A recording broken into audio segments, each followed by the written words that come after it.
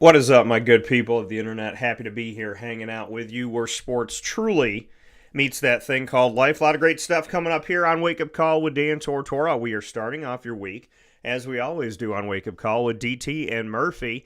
But I'm calling this one DT and Murphy the morning after, because some of you have some wing hangover. Some of you have some pizza hangover. Some of you had some chips hangover. Some of you have, why were those commercials so bad hangover.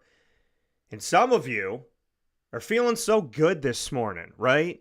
You're on cloud nine. Your Kansas City Chiefs are a dynasty. You still have to tell people that it's Kansas City, Missouri, and not Kansas City, Kansas. You're still trying to get people to understand that. San Francisco 49er fans, you're upset. You're pissed. You had the game in your reach. It was there. Why didn't they run the ball more? Again, why? Buffalo, Baltimore, San Fran. Got away from the run in the second half. Then they went back to it, and CMC did what he was supposed to do. We got a lot to talk about today. Kansas City, San Francisco, the title game, Super Bowl 58. Prop bets that I did on Friday's show in the moment, right here. You can hear me unfolding here. I did a bunch of prop bets. I threw them all at you. And let's see if you can actually... Can you see them? Let's see if you can see. There they are. Did a bunch of prop bets here. Wrote them down during the show. I wanted to do it live. I wanted it to be authentically right there for you. One of them I got right is absolutely insane because I made these up on the fly. And then I told you yes or no. So excited about that. Commercials, we'll talk about that. Music, the national anthem, as well as everything that happened at the beginning. Reba's back. So excited. And... did Ursha Baby break the internet? Or was it Beyonce's commercial? So, a lot of good stuff coming up here on Wake Up Call with Dan Tortora. Murph and I are going to talk about the game. We're going to talk about the Chiefs being a dynasty. Something that we spoke about going in. Were they already a dynasty? Were they already on their way? Do they need this game? A lot of stuff right here on Wake Up Call. Thanks for being with us wherever you're hanging out. On youtube.com or facebook.com, both /wakeupcalldt, or on live internet streaming radio, which you're going to find on wakeupcalldt.podbean.com. Wherever you find yourself this morning, thank you for finding Wake Up Call, and we appreciate you so very much. Speaking of finding Wake Up Call, you could find us on Amazon Music, Audible, iHeartRadio, iTunes, and Apple Podcasts, Player FM, Podbean, Podchaser.com, Podvine, Spotify, TuneIn, and YouTube. All you have to do is search Wake Up Call with Dan Tortora, or one word, Wake Up Call DT, and you can hang with us where sports meets life. So, like I said, we start off each week with DT and Murphy. Murph is with me, picture in picture. Mr. Murphy, how are you? Well, you forgot to mention one a little bit more important hangover that people might be having right now. I'm Beer? not saying I'm having it, but Beer? maybe. Alcohol? Betting? A Well, betting? A betting? I was also playing the Taylor Swift drinking game. Oh, yeah. Well, then you would be... Except the Yeah. difference was instead of so this is basically the way it worked. It was any time that Taylor Swift was shown or referenced at Yep. all, Yep. you would take a shot. You'd be Now, I dead. just did it where I just took a sip of beer. You would be dead right now, Um, Murph, if you took a shot. You'd be dead. yeah, You would... I would have taken about 10 or 12 shots, and oof. Yeah. My over under for how many times they were going to show it was 7.5. That got crushed. Yeah, I said over on that when we were going I into would this have thing. too. I would have said too. I said over. I said it's going to be at least 8. It was 13. So it's 13. Oh God, it was 13 times. It was 13 No, times. wait, did that include the trophy ceremony? No. Okay, No, it was because I was 13. going to say there's a reason why it was probably 13 times. Yeah, no, it was 13 times we saw Taylor. I thought to I myself, lost count. To be honest, it got to be so often. I'm like, oh my! I'm like, anytime I see her, like, well, my dad at one point was like, you got to stop with that. I'm like, hey, I committed to doing this. I'm like, I'm gonna end up running. I didn't want to crack open another beer at the end, yeah. so I ended up stopping. Um, but yeah, it was.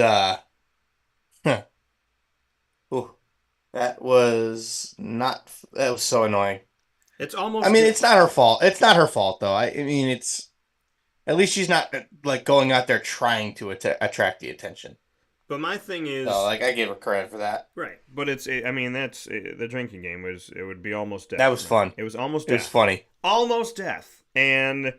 I tell people, just be careful with this. You can't play a Taylor drinking game at a football event because they'll be trying to pump it out of your liver. And so I Whoa. hope that everyone played a safe game. If you played any game, if you played the Taylor drinking game, well, then you're probably maybe not awake this morning and you might have to watch the playback of Wake Up Call after we go live from 9 to 11. Maybe you're Yeah. going to watch us at 3 o'clock in the afternoon today. Whatever is good for you, we're happy to be with you. We got a lot of stuff to get into. We're going to start with a game and make our way through all the other stuff, the ancillary pieces, my prop bets that were incredible. I looked at my dad and Isaac were at the house, and I looked at them during one of my prop bets. It was one of the early commercials, and I turned to my dad and I was like, I literally predicted this. And when I tell you what it is, you're going to ask me how did you think that this was going to happen? Because there was no connection to anything. It was just something that I thought. So that did happen. A lot of stuff to get into. Let's break down the game, though. The Kansas City Chiefs come into this matchup. They have relied more on their defense this season. Their offense has started to kick into gear in recent history here of this season. A lot of guys dropping balls. Kadarius Toney, who is not out there for this game. Rashee Go Rice, Gators. a rookie. Yeah, go Gators. So he was out here. We saw Rashee Rice doing his thing, covered his team, obviously SMU, for many, many years now. And there was Mr. Travis Kelce. Travis Kelce, let's get into this thing first and foremost. I don't remember a time where you could scream in the face and put your body on your head coach. He did not shove, but he leaned into and with his body moved Andy Reid, who seemingly was not expecting this coming out of his left peripheral. And so Travis Kelce put his body on his head coach, screamed in his head coach's face. And I would love to know what you think about that, Murph, because typically if you do something like that, and if you do it in college, you sometimes get kicked out of the program. So, what are your thoughts? He would have never gotten kicked off the team for that. But no, it looked like it was during the play that they fumbled in the red zone in the first half. So, and he wasn't on the field. So it seemed like he got in Andy Reid's face because he wasn't on the field. Yeah. So they took him out of the game for that particular play. Pacheco fumbles. Yeah. He was talking about how the backup tight end. It seemed like he was saying how the backup tight end didn't do his job, and ended up forcing the fumble, and linebacker ended up forcing the fumble. So, it seems like that's what he was pissed off about. I honestly forgot he did that by later on in the game. Yeah, so I mean that happened. He did that. Obviously, he was not involved as much. He was involved later on. Travis Kelce was insane. But this game started off 10-0 San Francisco 49ers. I looked at my father and I looked at Isaac in the room and I said, we already know this story. And I was joking with them, but also kind of not joking, going, hey, I was like, I've looked at the script, and the script says that the Chiefs are coming back. The script says my dad was saying it all day. I was like, the script says All that day. fourth quarter, Chiefs will be back. It's the Chiefs. They're never going to be out of anything. And then as soon as they missed the extra point, I laughed and said, well, of course they have to, because they have to give the Chiefs an opportunity to tie. So, I don't want to... Well, the extra point was blocked. He didn't miss it. Well, what I'm saying is it didn't go through. So, yeah, when this extra point doesn't happen, my response to the room was, well, this is convenient and all too fitting that all the Chiefs have to do is get down the field and tie the game. So, watching but this, let's be honest though, I think they still would have won it if they were going for the end zone. well, my thing is, there's no overtime. If you kick the extra point, you make the extra point, it doesn't get blocked, there's no overtime. It's 20-19. So now it would have forced them to try to have to do something, score, get the ball back, whatever. But ultimately, the Kansas City Chiefs down 10-0, going to halftime down 10-3. They get some points on the board. They come out, and what happens? Like the Bills, like the Ravens, the San Francisco 49ers got away from the run, started playing timid, started playing confusing, didn't play the way that they came out in the first half. And I'm looking at these three games saying to me, wow, well, the Buffalo Bills didn't run the ball in the, starting off the second half. We didn't see them run as much. Oh, Baltimore didn't run as much. Now they forgot they had CMC in San Francisco. Why does everybody get away from the run when the run is working against Kansas City? Why aren't they running the ball 3 and out, 3 and out, 3 and out? Brock Purdy's forcing these throws. He's throwing to places where the guy's not open.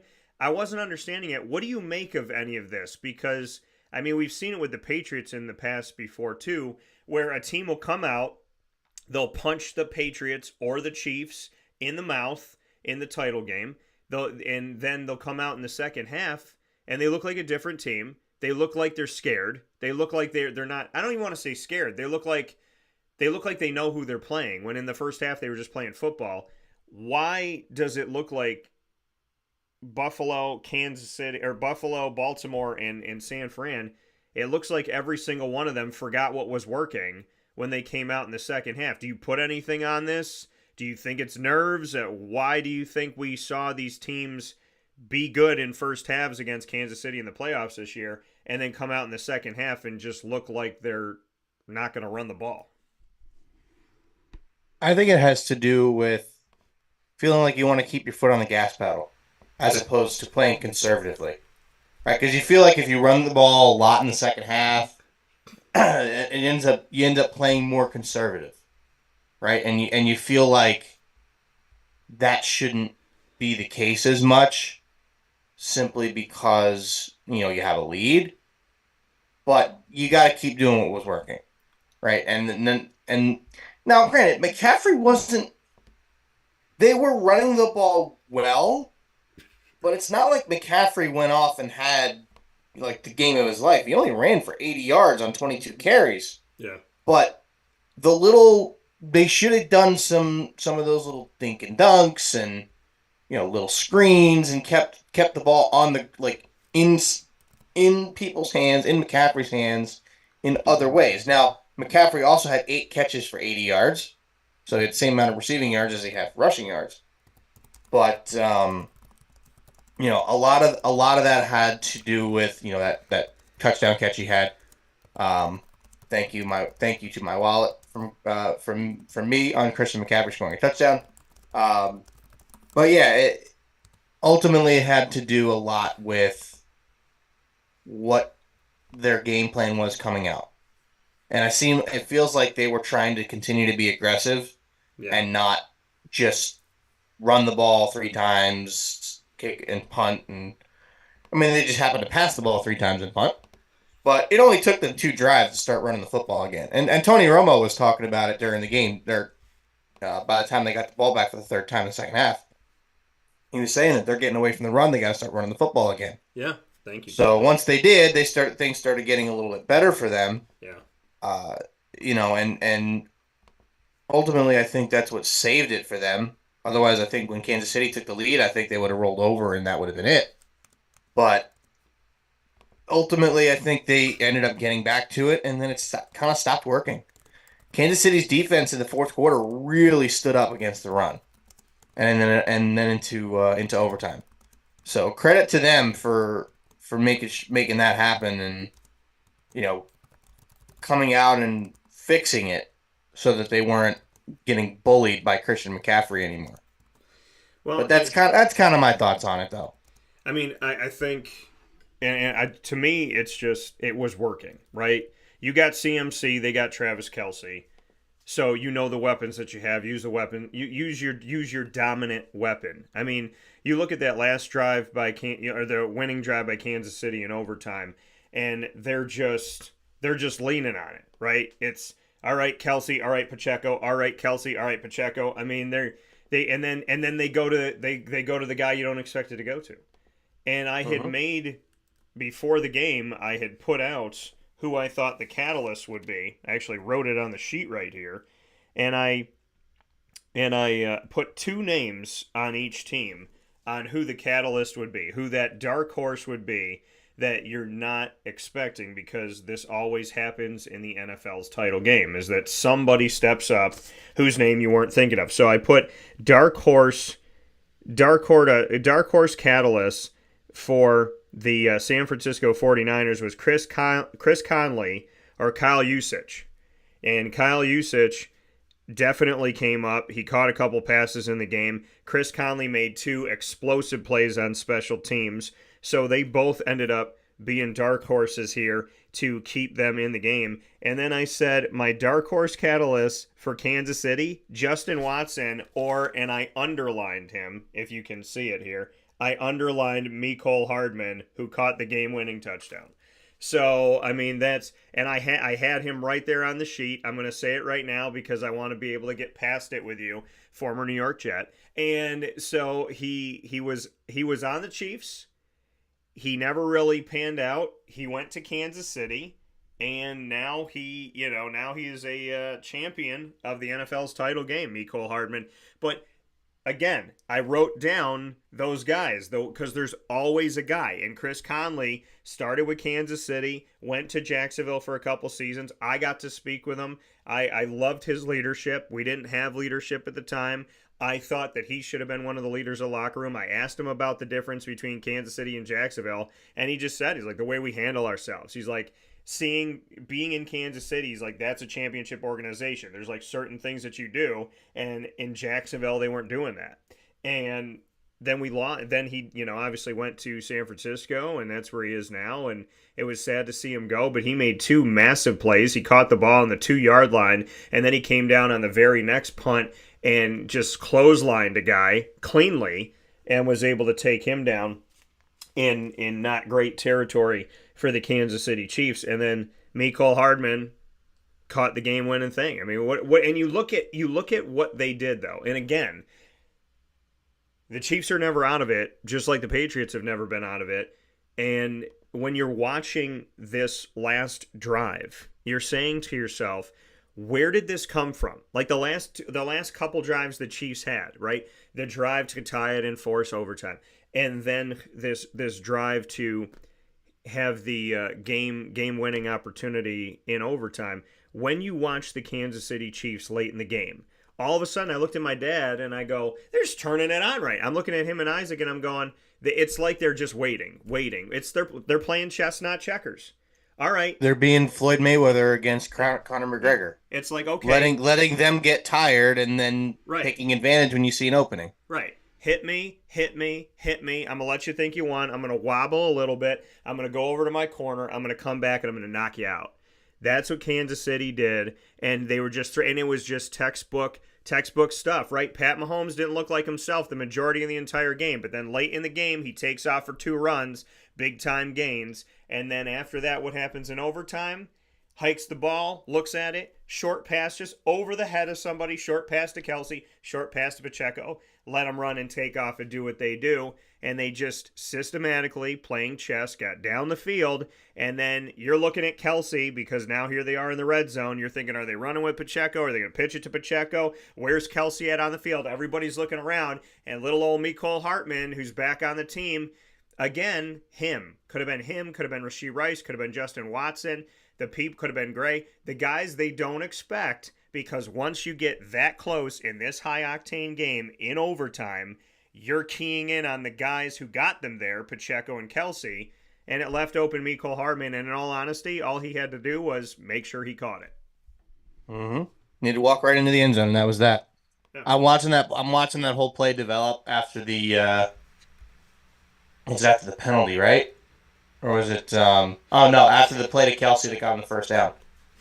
And I'm watching the whole play develop. Yeah.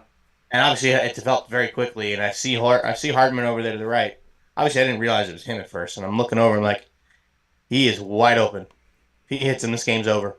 And sure enough, that was that. Yeah. So we got some thoughts coming in here. I want to just run through them here on DT and Murphy the morning after the big game here on Wake Up Call. And so Greg said you could just have a hangover. And then he said the DT Sportsbook, Yes, sir. Let's open one. Let's have some fun. Reba holding those last couple of notes cost me on a bet. All right, so a little prop bet on maybe on the No, timing of there's Evita. no way she went over. Come on. What was her? What was the? What was I her don't know number? what it was, but most national anthems you talk about 2 minutes, 2 minutes 10 seconds roughly is the over under. There's no. What was she? I'm listening. 45 seconds. So, just I'm just talking to my like a mom minute about 30. it. Like as it's happening, I'm like, Yeah. anybody who had the under is gonna love this. And I mean, if she didn't hit the under, depending on, it could have been a short. They could have said like a minute 40 or something like that. Yeah. I'm gonna read these off to you because it's the second number that. Because I want to know what the over under actually was. Okay, well it says what was the national anthem over under. Let's see. I'm gonna run through these and just tell you. I'm gonna go from the first Super Bowl all the way through. We're gonna run 58 quick. Here we go, because I want to just refresh everybody on who did the national anthem. The Pride of Arizona Michigan Marching Band UCLA Choir 116. Grambling State Marching Band. The number in the second Super Bowl. Unknown how long they did the national anthem. Lloyd Geisler, 127. Al Hurt, 126. So I'm just going to run through that. Super Bowl 4. Super Bowl 5, Tommy Loy on trumpet, 113. U.S. Air Force Academy Chorale, 110. Little Angels of Chicago's Holy Angels Church, 112 in Super Bowl 7. Charlie Pride, 114. Grambling State Marching Band, this time 122. Tom Sullivan, 154. Vicky Carr sang America the Beautiful, not available at the time. Phyllis Kelly in Super Bowl 12, 128. The Colgate 13, 119. Cheryl Ladd, 122. Helen O'Connell, 122. Diana Ross. A lot of people you know. A lot of Wow, you people Diana know Ross that is the name. national anthem? Diana Ross. I didn't know that. Super Bowl 16, 138.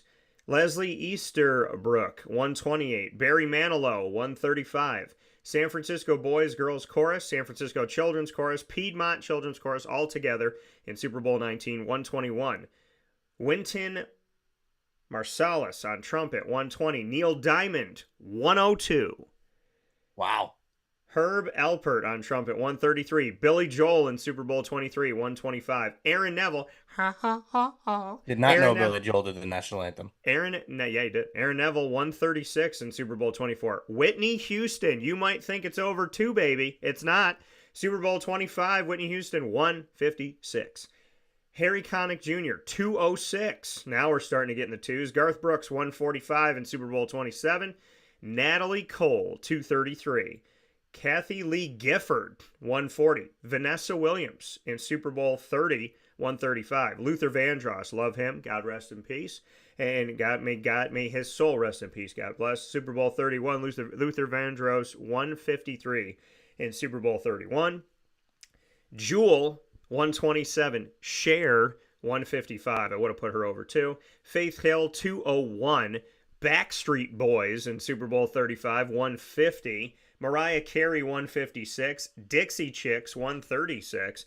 Beyonce in Super Bowl 38, 208. U.S. Military Academy Choirs and U.S. Army Herald Trumpets, 152. Aaron Neville came back with Aretha Franklin, Super Bowl 40, 208. Billy Joel again, Super Bowl 41, 130. Then we have Jordan Sparks, 154. Jennifer Hudson, 210. Which is the current record right now. That's the longest, really? No, it's not. 233 was. 233 was Natalie Cole. So 210 for Jennifer Hudson. So 233 stands as the record at the moment. Carrie Underwood in Super Bowl 44, 147. Christina Aguilera, 154. Kelly Clarkson, 134. New record, Super Bowl 47. Alicia Keys, 235. Renee Fleming, 154. Idina Menzel, 204. Lady Gaga, who was there last night, 209. Luke Bryan, Super Bowl 51, 204. Pink, 152. Gladys Knight, 201. Demi Lovato, 211. Eric Church and Jasmine Sullivan, 216. Mickey Guyton, 151. Chris Stapleton, 201. And Reba McEntire, Super Bowl 58, 130. 1 minute and 35 seconds for Reba McEntire. I didn't realize the over under was so short. I didn't realize it was only a minute and a half. That's wow. Because I'm listening to that, I'm like, she's going real quick. Yeah. Um, but she was great. So The thing is, and I was saying this leading up to it for a couple of weeks. It is going to be nearly impossible for anybody to match the scale of how good Chris Stapleton's national anthem was last year.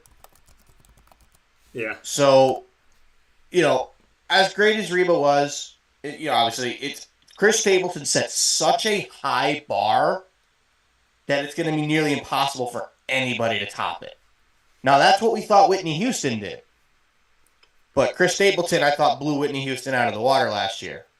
So Reba McEntire, as far as what I know, or as what I've seen, one of the better national anthems that we've had in recent years. Yeah. But it was, I had said too that if anybody could follow up what Chris Stapleton did, it's Reba, and she did a great job. She did. She did. I mean, it seemed at some times that it was kind of like, okay, it's good, and then she'd take a note and give it a little, and then she'd take that last note and gave it a little. But yeah, the over under was 90.5, so just a hair over a minute 30, and she went to a minute 35, and I'm guessing that was from her notes at the end, and maybe a little bit. Maybe she knew. Maybe she knew what the betting odds were, and Reba was like, she's like, I'm gonna stay up here. I'm gonna do what I want. You know what I mean? I love Reba. I'm a big fan. But who doesn't love Reba? Right. So the record stands. Alicia Keys, 235, who was there last night for the halftime. I thought Chris Stapleton's would have been longer. Well, according to this, that was from 1 to now, and the standing record is Alicia Keys at 135. So, other things that we got that came in here. Any of your surprise? Are you surprised on the Gatorade color odds? Without checking, do you know what color was the favorite? Greg, I would say that I would guess it would be lemon lime, because lemon lime is the most, I think, visible of the flavors that you typically see with Gatorade. So I would I think orange would have been the favorite. I would say lemon lime would be the favorite, or I would say red, fruit punch, because it's the Chiefs or the Niners, and it would have been red either way. I think it was purple that came out. It was purple, yeah. Okay. And plus 225, I think it was for purple. And I couldn't bet it on DraftKings; it didn't let me. I wouldn't have done that anyway. That's just pure luck.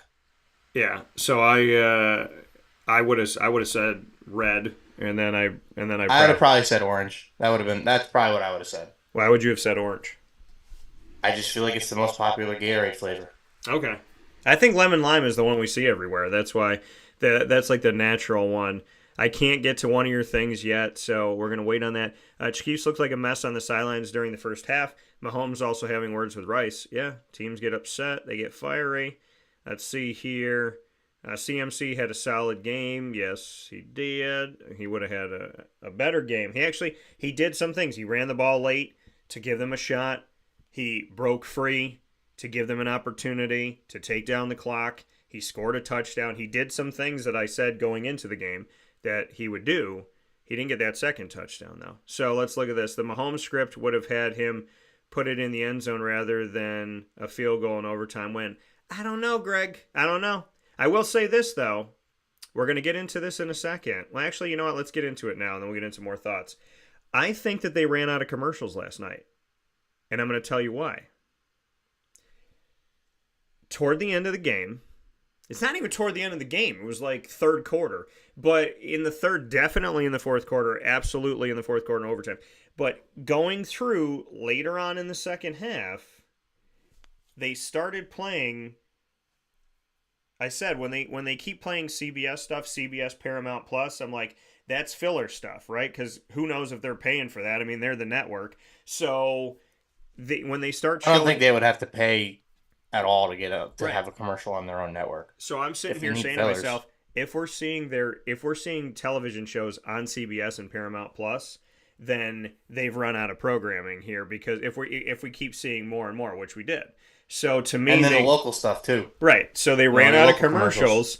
So we see CBS stuff, and then I was like, when they start airing those local commercials, boom, local CBS commercial about helping people local, and it was the NFL commercial, like PSAs, the local stuff, and the CBS stuff. And I said they ran out of commercials. They don't have enough commercials. Then they played an old commercial from House Party that wasn't even from this year. And I'm thinking to myself, show Deadpool again. By the way, are there only 3 movies coming out this year?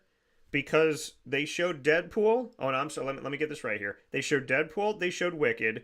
They showed the new Planet of the Apes, and they showed there's 4. They showed the 3rd installment of something that I never thought would have a franchise, which is A Quiet Place, and it's A Quiet Place Day 1. That's the one I was trying to figure out. Like, what the heck is this? It's supposed to be the first day of the movie that John Krasinski made, who also made a sequel to it, which was A Quiet Place Part 2. So, yeah. I've never even heard of A Quiet Place Part 1. But I'm sitting here thinking to myself, are there no movies coming out this year? I mean, is that a thing? There's just nothing to... Well, considering how much it was for a Super Bowl commercial...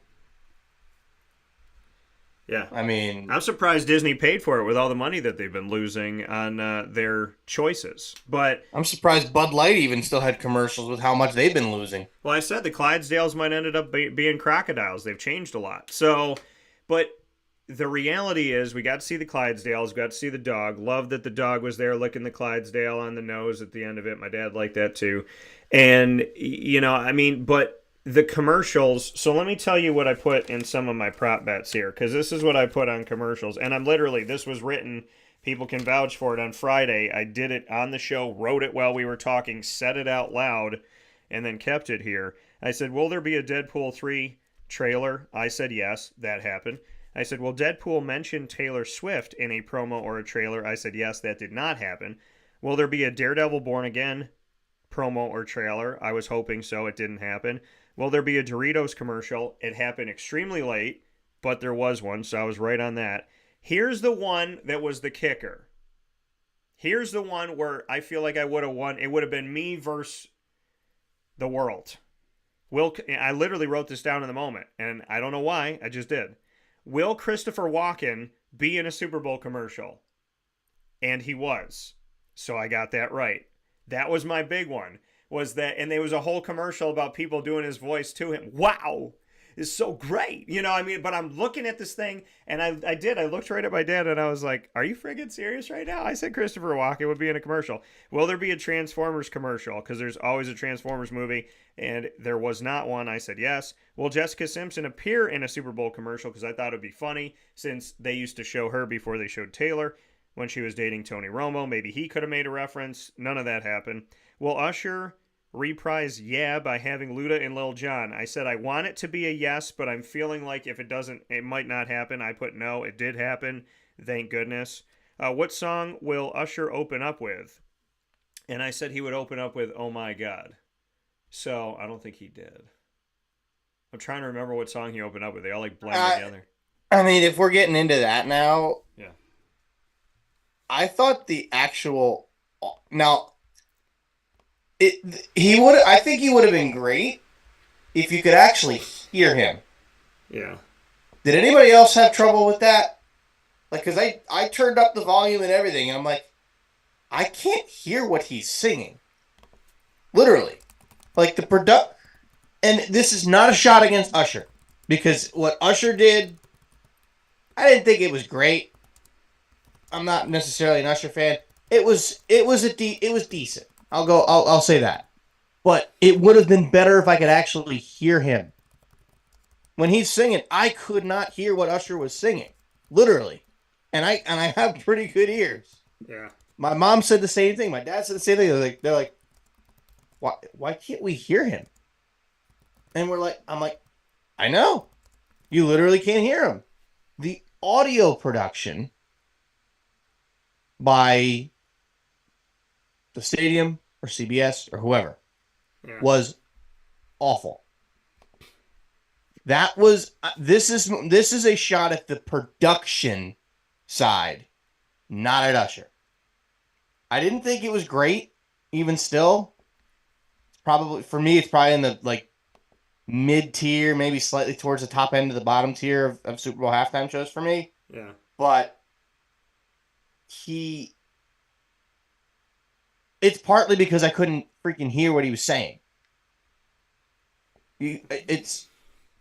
Somebody could correct me if I'm wrong, but I could not hear him. Like the first few songs when he had the mic that was like, yeah. Well, that's because he was actually singing.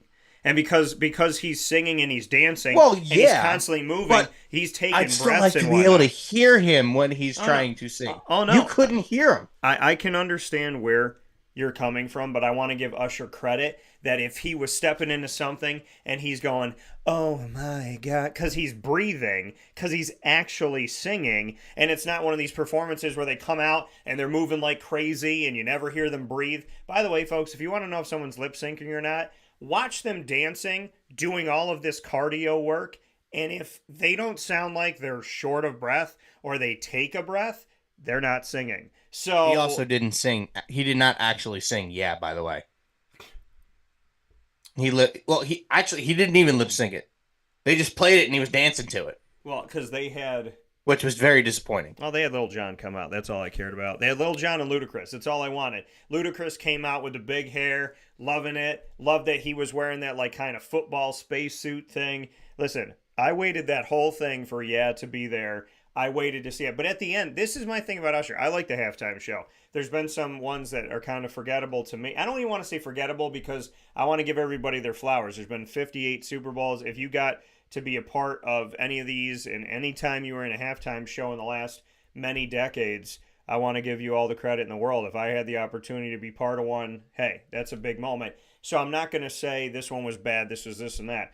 I like some more than others. I'm going to tell you the one I like the most, and people, when you're a man, people go, oh, yeah, of course you like that. Oh, I know exactly what you're going to say. Of course you're going to do that, you little pig. You're just a little piggy out there. I love Shakira and J-Lo, but I'm going to tell you why. That's the best one in like the last But I'm going to tell you why. 10 years. I'm going to tell you why. I liked NSYNC and Britney and Aerosmith. Or whatever that. Yeah, I loved that mashup thing. Okay? Because on stage it was some of the best, like that was like the best mashup I saw. The reason why I like Shakira and J-Lo is because these women are in their 50s dancing incredibly. So what I love about seeing this is that as they get older, they still look awesome. Shakira plays instruments, dances, and sings. They both looked great. They both went out there and performed their hearts out. I want women to stop shaming women because it's weird how like the feminist movement only goes so far. The feminist movement is all about the women, but when a woman looks prettier than you, she looks more fit than you, and when she ages, she doesn't age, they stop. They stop supporting that. Oh, I'm not going to watch her. And then they're looking at their husband. Why are you watching J-Lo on there? What are you thinking? And it's like, man, can you just... They're women who are obviously very sexy, beautiful people, but they're extremely talented. And I'm going to tell you why I liked it. I like J-Lo. I like Shakira. I support them both. I think their music is great, and I think their moves are great. I like that halftime show, and no offense to J-Lo, I liked it because of Shakira. Seeing Shakira play on the drums, seeing her play all the instruments. I think she played the harmonica too at that time. So she's playing multiple instruments. She played the guitar. She's dancing. Yep. And I think she was like between the ages of 50, 52 at this time. I like seeing Shakira and J-Lo, and I give them both credit. But if Shakira did that show, this is no offense to J-Lo. Please don't take any offense to this. If Shakira did the show by herself, I thought she did enough. So, I agree. And the funny thing about it is, and I said this right after that Super Bowl, is I said there's a bunch of women that got up, right? There's a bunch of women that got up and their husbands are watching it, and she gets up and she goes, I'm not watching this crap. And then she comes back and she's talking to her husband and she's like, babe, and he's just staring at the TV, but babe, do you want any more soda? And he looked at her and he went, ole, ole, ole. But that's, oh man. I was at the Wildcat Sports Pub during that one, and I remember I'm watching it, and then I would make myself look away because of all the women in the room and how silent it was.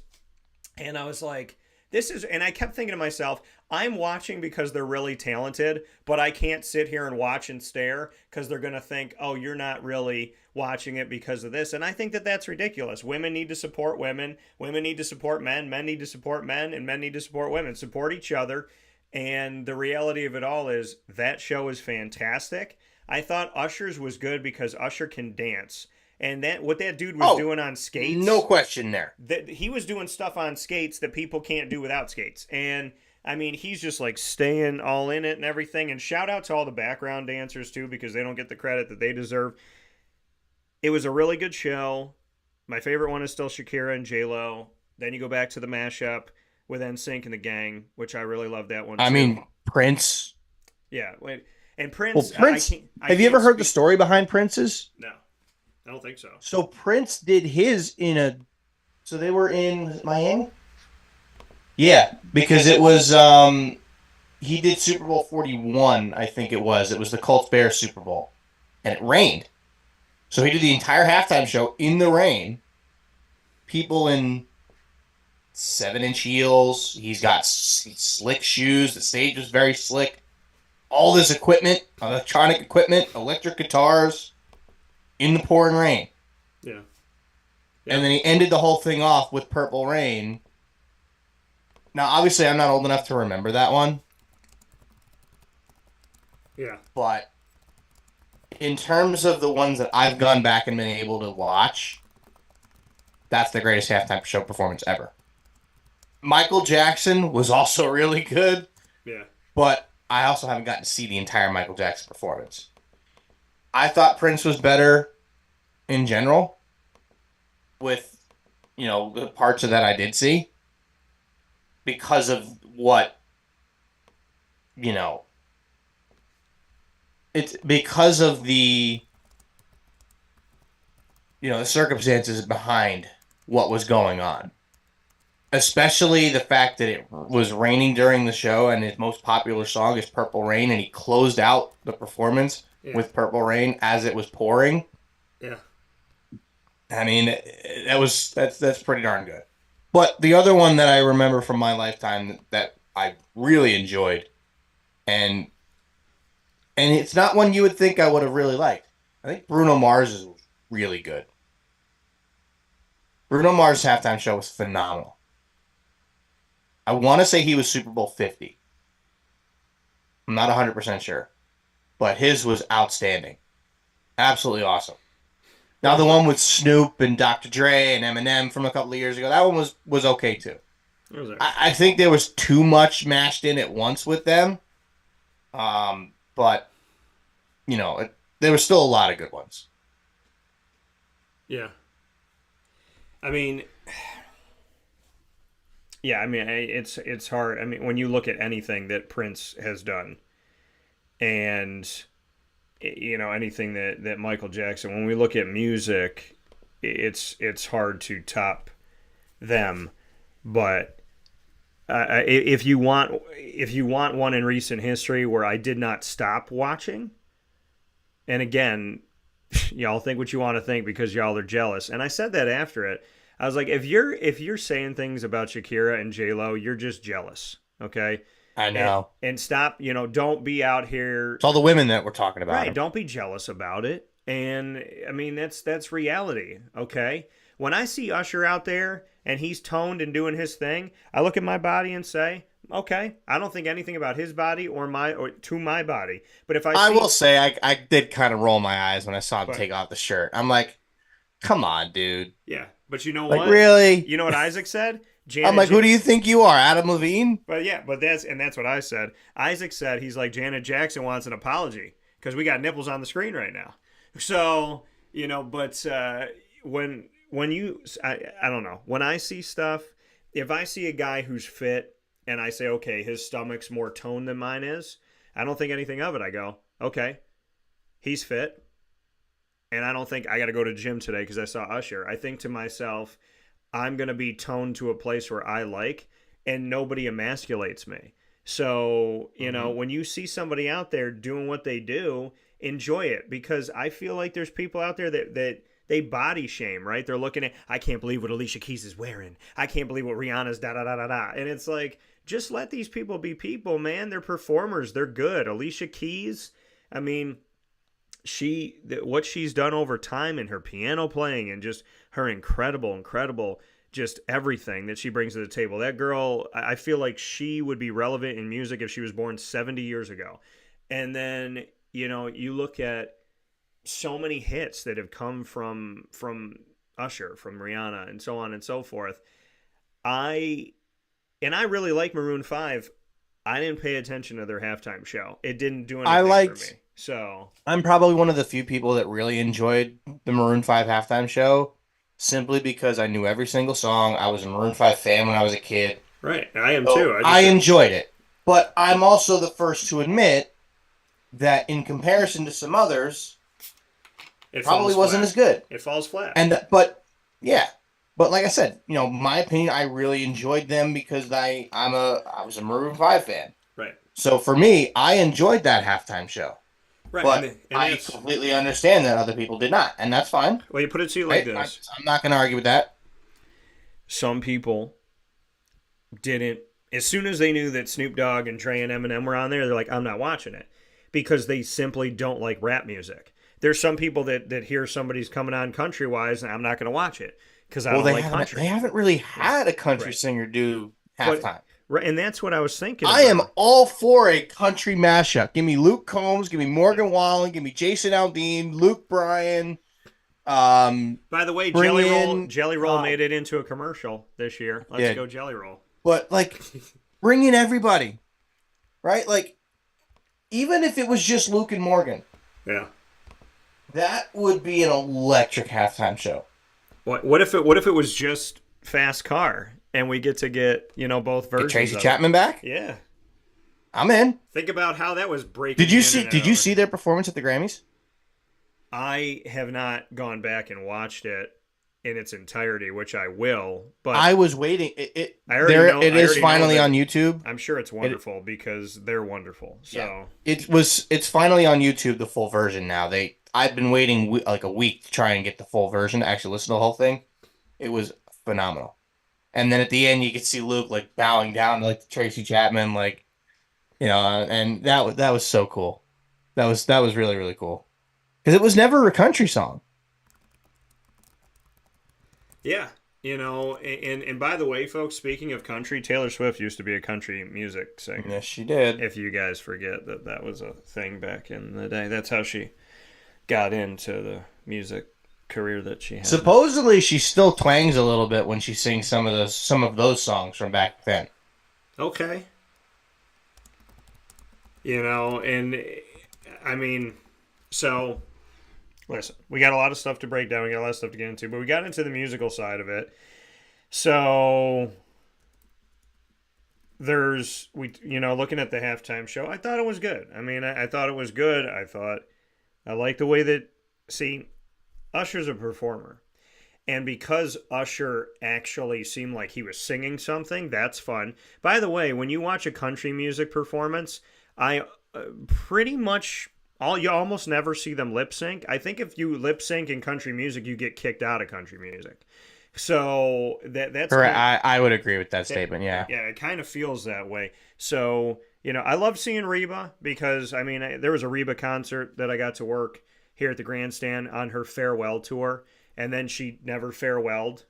I realized on farewell tours that nobody ever really leaves, and so I'm happy that she's still around. I've been watching her TV show, which I never watched, but now Lily and I will watch it. And so she's 68. She's good, man. No way. She's good, man. And she hasn't aged. If you watch her TV show, you look at her now, you're like, wow, it's still Reba. But here's the thing that I think is really cool. Going from a Cowboys game to this Super Bowl 58, we've seen Dolly Parton still out there doing her thing. We've seen Reba still out there doing her thing. I love Dolly. So it's really cool to see. But I thought everything was great. We see Post Malone at the beginning of this thing. And, honestly, I thought it was a good mix. Post Malone, Reba McEntire, Usher, I love that Usher actually had people come out. Great to see Alicia Keys. Pretty sure that Jermaine Dupri was there at one point. And because I looked at him first and I was like, is that CeeLo? But it was I thought that was CeeLo too. Now it was Jermaine Dupri because I'm not gonna lie, I have no idea who that is. He's the one that he did the Let's Get Married song. He was one of the guys that did a lot of like music production, so he was working with different people back a bit here. But Jermaine Dupri was there, Usher, of course, Alicia Keys, Lil Jon, who looked really good. I haven't seen Lil Jon in forever.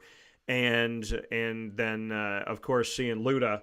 And let's be honest, I was just waiting for Luda's rap for yeah, because Luda said exactly what I want in a relationship.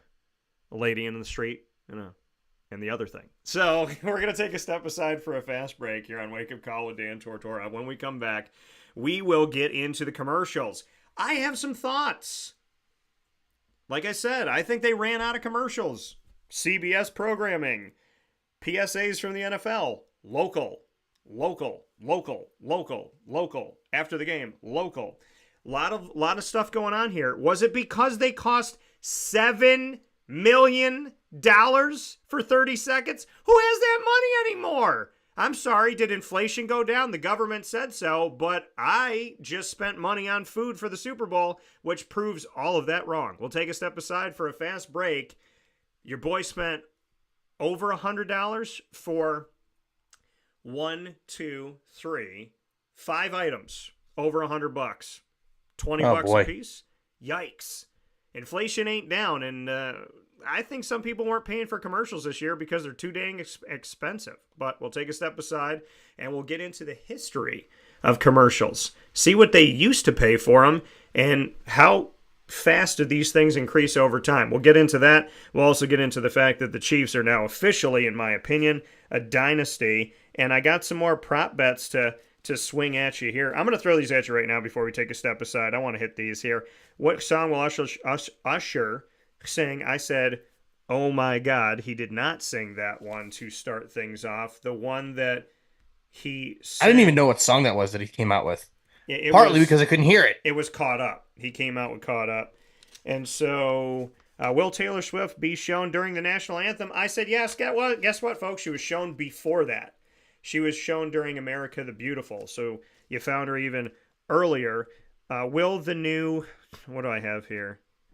Will the new... What the heck is this that I write? Have a trailer. I can't read my own writing right now. I'll come back to that one. Is it Deadpool? No. That was a Deadpool one I already said. Will... I have no idea what this is. And then I said over-under on CMC having a touchdown. I said over. Pat Mahomes... I mean, that's kind of obvious, though. And then I said Pat Mahomes having 1 rush and 1 passing touchdown. I said that he would. George Kittle, I thought, would get a touchdown. Travis Kelce. He barely had a catch. I know. I took an over on Travis Kelce having 1 touchdown. And then Doritos having a commercial. I think I mentioned that, but I said that they would. And then I told you that my dark horse catalysts for each team, Chris Conley or Kyle Juszczyk, I was right on both of those. And then I said Justin Watson or Mecole Hardman for the Chiefs. And Mecole Hardman got the game-winning catch. So I was right on that one, which was underlined here on the page. We'll take a step aside for a fast break. We'll come back with more, including if Wake Up Call can somehow rig it to get a commercial in there, because Lord knows, if I didn't know somebody at CBS, I ain't running no commercials. $7 million out of your dang mind. 30 seconds. And by the way, who is Temu? And how can you shop like a billionaire? And they spent $21 million? Do you get a deal if you buy more than 1 commercial? They were in 3 different breaks at least. We'll take a step aside for a fast break, and we'll be back on Wake Up Call right after this. By the way, our wonderful partners, they don't have to pay $7 million. We'll be back after this.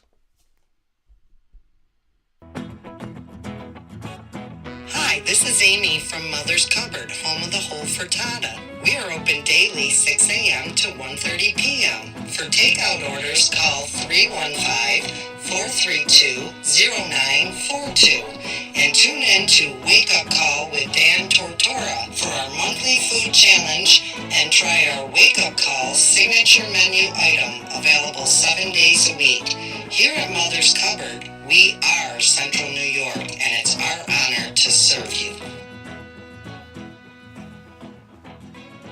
Ma and Pa's Kettle Corn and Popcorn Factory remind us that every day is worth celebrating at 201 7th North Street in Liverpool, New York. Open Monday through Saturday in-store and always online at maandpaspopcorn.com. Serving our Central New York community and beyond, order anywhere, anytime at maandpaspopcorn.com. Stop in to get a tin at Ma and Pa's on 201 7th North Street in Liverpool, New York to get your half-price refills for the rest of your life.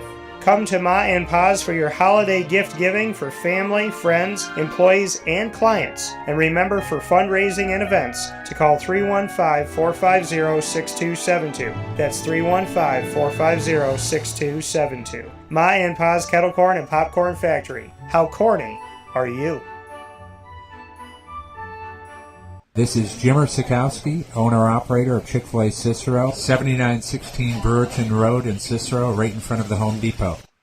I had a deep feeling that God wanted me to do something bigger with my life and to help people, help others. I kept putting Chick-fil-A in my life, and I realized as I was going through the franchise selection process that positively impacting the lives of others was really core to what we do here at Chick-fil-A. First of all, it starts with the food. The food is brought in fresh daily. We bring in local produce. We prepare to order in the kitchen. We hand bread our chicken. We hand spin our milkshakes. It's great food. It doesn't taste like fast food. I think the second thing is the way people feel when they come in a Chick-fil-A restaurant. It's different. We try to treat people with intentional kindness here, which is very different and deeper than good customer service. And so I think it feels remarkable for most people to come in a Chick-fil-A restaurant. And then lastly, the impact that we try to have in the community is very different. It's a big part of the expectation of every operator of a Chick-fil-A restaurant is that they're actively engaged in their community, they're a leader in the community, and they're making a difference. When they realize that what we're striving to do is to shine a little light in their life, that's a very, very different experience than you will have in any other quick service restaurant. And it's that remarkable experience that I think people will emotionally connect with.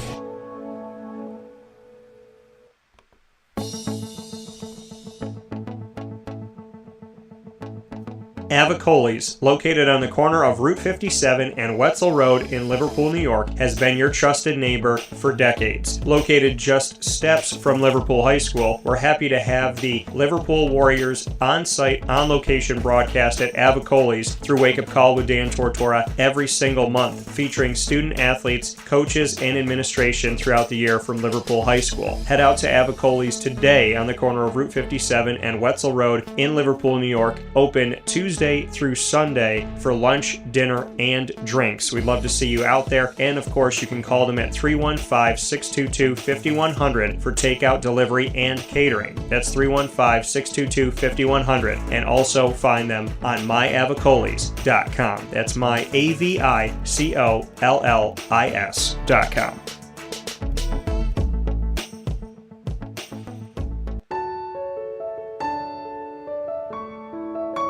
Having peace of mind when you're out of town that your furry-loving friend is safe and sound means taking them to Canine Campground, because we all know that when it comes to the love of our pets, it goes well beyond the call of duty to make sure they're safe and sound. Right, Lily? So take a ride to 242 Johnson Street in East Syracuse, New York, and see Canine Campground and where your dog will be staying, in the classic cabin, the executive cabin, the grand cabin, or of course the luxury cabin, because if you know Lily, you know she loves luxury. Now you don't have to wait to the last minute to find a family member or a friend that'll take your dog for a few days. Call Canine Campground at 315-299-4013. That's 315-299-4013. Their drop-off and pickup times are Monday through Sunday. Check K9campground.com for more information. That's the letter K, the number 9, and campground spelled with a K.com. K9campground.com. When you're going out of town, bring your dog to Canine Campground.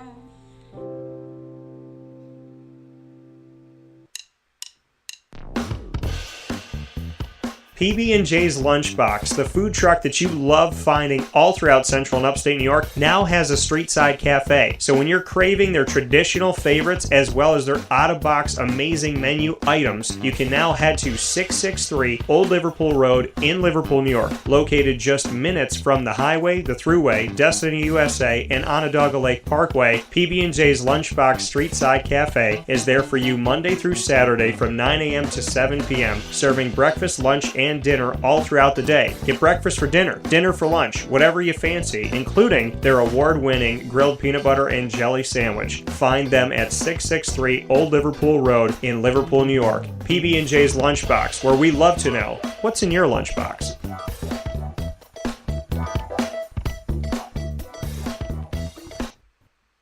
Welcome back here to Wake Up Call with Dan Tortora, where sports truly meets that thing called life. Appreciate you being here for DT and Murphy. The morning after here on Wake Up Call with Dan Tortora. The morning after that big old game between the Chiefs and the San Francisco 49ers. Let's get into them commercials. Murph, like I said, I believe they ran out of commercials. And why wouldn't you when they're $7 million? Let's look back on the history here. I'm going to give you a little bit of stuff. When Super Bowl I aired in 1967, it was unheard of to advertise during such a large sporting event. Prior to the game, NBC sold commercial time for $37,500 per minute. Since then, the cost for advertising has increased, with companies paying an average of $5.2 million for 30 seconds of airtime during a Super Bowl in 2019. Let's take a look back at what these costs have been. I'm going to go back to the beginning, and so if we go back to the beginning here, I'm not going to go through everything here. I'm just going to make a few time jumps, just like Deadpool would. So $37,500 for Super Bowl I to have a minute, and then people started paying for 30 seconds as time went on. So it went up a little bit.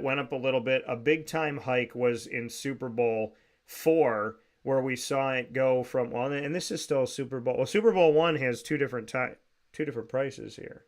Taking a look at this. But anyways, we have 78,200. Then we hit over 100,000 in 1974 on CBS. $103,500 for Super Bowl VIII. And then as we keep going here, 162,300 had a big time jump from Super Bowl 11 to Super Bowl 12, went from 125,000 to 162,300 bucks. We hit over 200,000 just two Super Bowls later at 222. Then it went to 275, then 324. So in 2 seasons, it went up $100,000 plus. Then it went up to 400,000. This is something you don't really see. It went down. So in 1983, it was 400,000. In 1984, it was 368,200.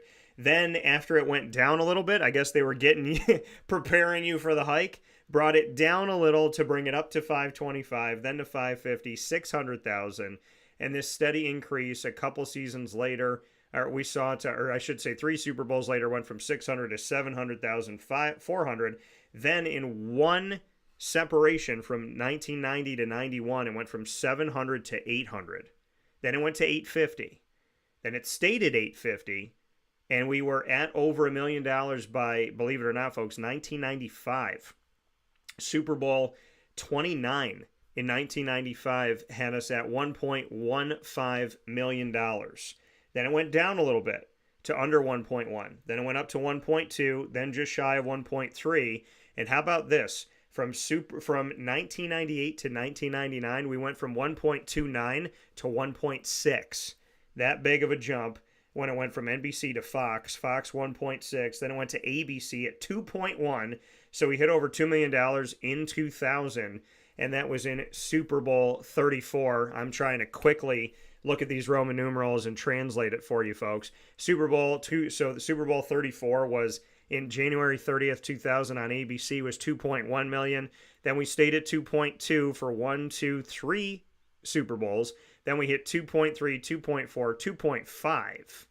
And In 2007, we went down to 2.385. Then we went up to almost 2.7, 2.699, just shy of 3 million on Fox in 2009.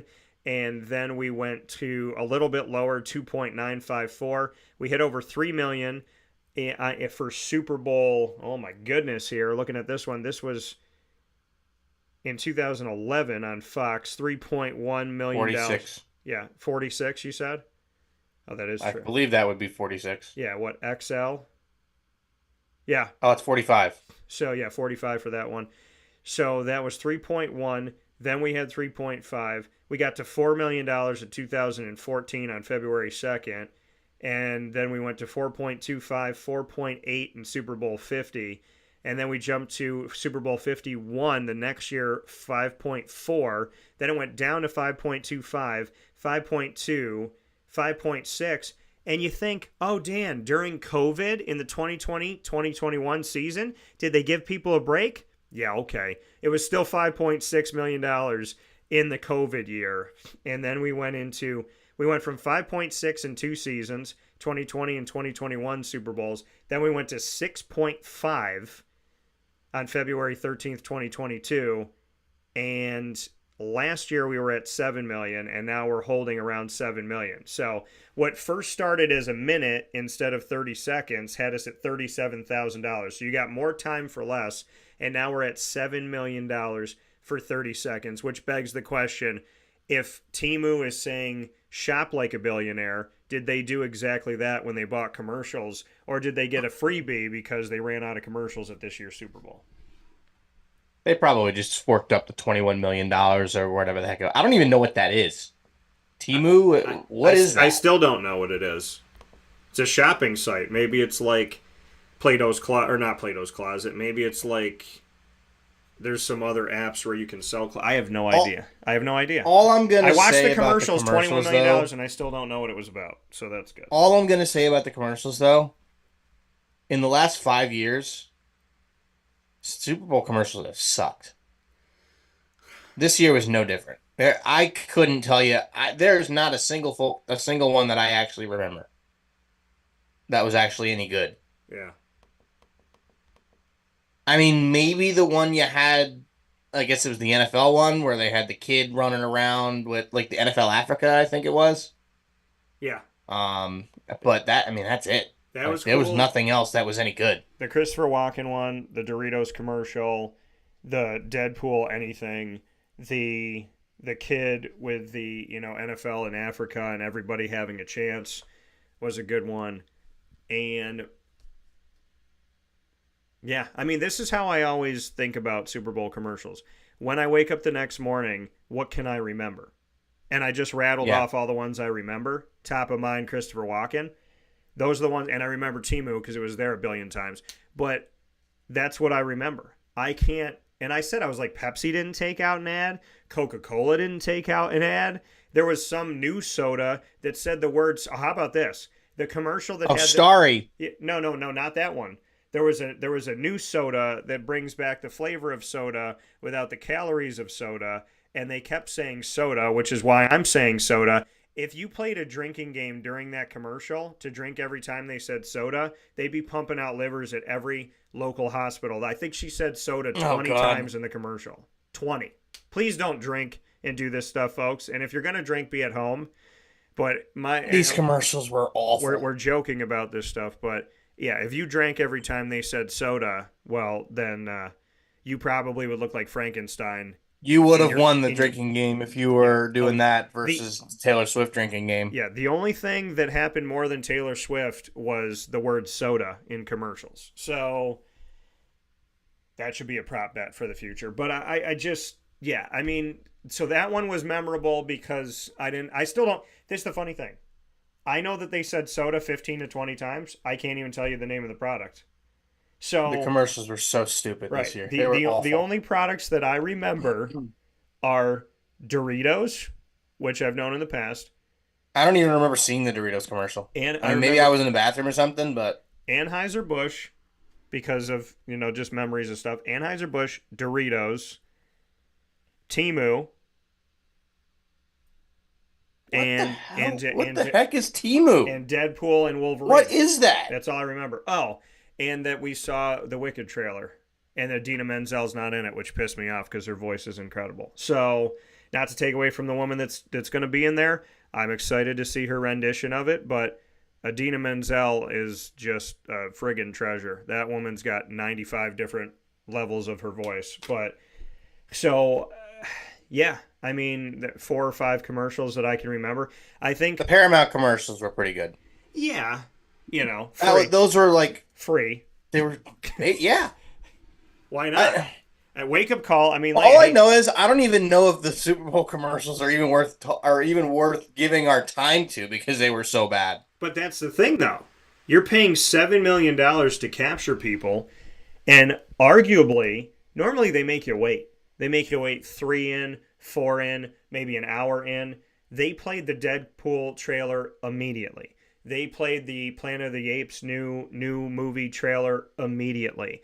And I remember looking around going like, what I would have done, and I said this going into it, because Deadpool is all about breaking the fourth wall, talking to the audience, and having fun, I would have had little quick things with Deadpool where Deadpool comes out and goes, "Oh, did you guys miss me?"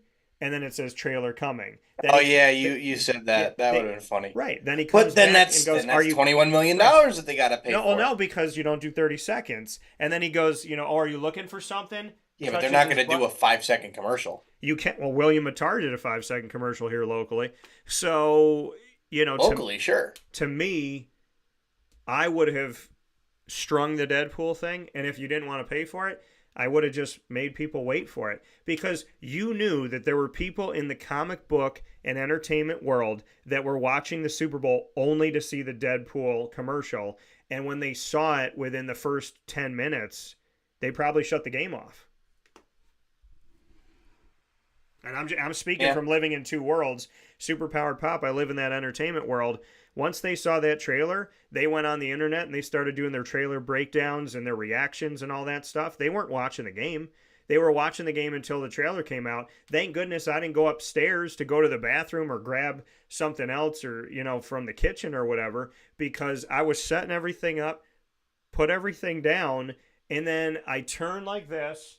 I heard it. I turned back and I said, well, thank God I didn't walk anywhere. I mean, to show the Deadpool trailer, and it was smart because it's when most people are paying attention. But at the same time, within the first 3 or 4 breaks, the commercials were done. Basically, yeah. $7 million. Maybe they should lower the cost here a little bit. And if you can spend this is what I'm going to say to these businesses. If you could spend $7 million on a commercial, you can afford to lower the prices of what you charge us, because you keep telling us you don't have money. Disney talks about all the money that, Disney's been losing money hand over fist. Well, if you got $7 million to put Marvel's Deadpool and Wolverine on there, then you can lower the prices at Disney that are now double what they were when I used to work there. So I don't think I'll ever go there again. $200 for a day pass? Like, really? When I worked at Disney, it was $87 to get into one park. Now they'll make it $190 for a day. And so that's, I'm looking at that. It's more than double the price of when I worked there. And I didn't work there that long ago. So it's crazy to see. We got a bunch of stuff that came in here, and we're going to get into the Chiefs being a dynasty here in a second. I want to make sure I at least go through our thoughts here that have been sent. So I'm trying to get to everything, folks. Thank you for writing into us. I appreciate it. The Snoop and Friends show is fitting for the SoCal Super Bowl location. Agreed. It was a big hit for Tracy Chapman. Combs did a nice job with the cover. Post Malone has Central New York roots. Yay on yay. Temu ads. Amen. Bummer finish last night. Congrats to the Chiefs. 2,500 board hit helped. Shout out to Bill Cook. I got to meet Bill. Bill's been a longtime listener and viewer of the show, and father of Jeff Cook and Andy Cook as well, and the whole Cook fam. So shout out to Bill. I got to meet him yesterday. I bumped into him, had no idea that was going to happen. And so happy you won money, Bill. Thank you for your constant support and your positivity. I really, genuinely cannot thank you enough. So God bless you, Bill, and thank you for all you do. And you got a wonderful family, and I can honestly tell you that I can understand why Andy is so loved. and appreciate that. That's why we saw so many CBS commercials, couldn't sell them, and they were just okay commercials. The Dunkin' commercial, he said, made me feel sorry for them. There was a Dunkin' commercial? Yeah, it was a commercial where Ben Affleck and Matt Damon do a rap in front of J-Lo with Tom Brady, and he said that it made me feel embarrassed for them.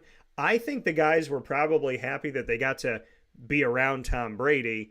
The commercial itself made me feel like when they called cut, that J-Lo literally probably, in the commercial, she thought it was a waste of time. I feel like J-Lo at the end of the commercial, when they're living real life, she probably looked at Ben and said, okay, are you happy? Like, why did we have to do this? I feel like the commercial and reality were both, this is a waste of time. A lot of money for Duncan, though. Now, Greg said, Now the Super Bowl stands alone as the ultimate juggernaut, as the most watched live television broadcast in a current world of very little live watching. The World Cup. True. Very true. I mean, we got to think about this as a nationwide thing. The Super Bowl is not even the top 5 most watched sporting events in the world. You got the World Cup, the Women's World Cup, yeah, the Cricket World Cup, the Olympics. Murph is watching cricket. You're forgetting about some of those things. Murph be watching cricket. How many people watch the Masters? I'm not watching cricket, but people do watch cricket. How many people watch? Do you know how many people were watching? You know how many people watched the World Cup in 2022 or whatever it was? There's a lot of people, Murph. 4 billion people. I've done well. Yeah, that's with a B. Because the whole world is watching. That's half the world's population. That's right. The whole world is in it. So yeah, it's a lot. That's why. That's what I'm saying, though. Right. By the way, shout out to Ghana, Africa, that was promoted in the commercial in Africa. That was really cool. Of my buddy Patrick Tindana. So God bless you, Patrick. The NFL literally owns the live television market. Well, we already talked about that. They sell knockoff products. That's what Temu is. Anything you can think of. Asian-made goods, cheap. Paramount. Okay, so thank you. I mean, again, Temu spent arguably $21 million, and I'm having listeners tell me what it is because I learned nothing about them. The Sarah V cream, that was a good commercial, Greg. I will give you that with Michael Cera. I did like that one. Paramount commercial was entertaining. That was leaked out last week. Yeah, about throwing Hey Arnold because his head looked like a football, which Stewie's also does as well. That one was kind of funny. Yeah, that was good. And Patrick Stewart really wanting to throw a child, and nobody wanted him to throw a child. And then, here's Professor Xavier, a.k.a., Mr. Star Trek, throwing a child. So the cream was good. Mr. T Sketcher slip-ins, that was kind of weird. And let's see what else here. Was it on 9-9 or 5-2? That was certainly a thing this year. Oh, okay. Talking about the board itself on how. No, it's final score. How Cook won. It's. I mean, sometimes they do. I did it by quarters. When I won 3 out of 4 quarters a few years back. Well, yeah, but end of the fourth quarter is essentially the end of the game. So, I mean, if you go by quarters, then sure. But if the last box is final scores. Yeah. Then yeah, it was 5-2, not 9-9. Right. So that's where we're at. So yeah, the commercials, they're okay. Deadpool, excited. I did an X-Men Superpowered Pop broadcast about where I think they are and what universe they're in. You can go check it out at all of our great stuff. You can search at Superpowered Pop on YouTube and check out all that fun and see what I was thinking. It leads into Deadpool, which I will be breaking down on Superpowered Pop as well. We're going to take a step aside for a fast break. We have a half an hour left to give you folks, and we have saved all the juiciness for the final 30 minutes, which is, are these Kansas City Chiefs fully and completely a dynasty? We'll talk about it right after this.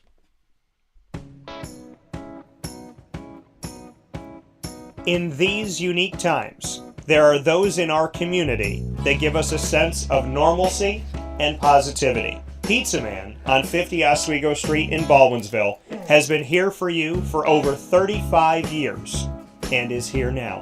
Call 315-638-1234 or order online at pizzamanbville.com to bring those familiar tastes into your home. And remember to come see our monthly on-site broadcasts centered around the community and our Baldwinsville Bees.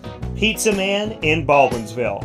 Any way you slice it, they are always here for you.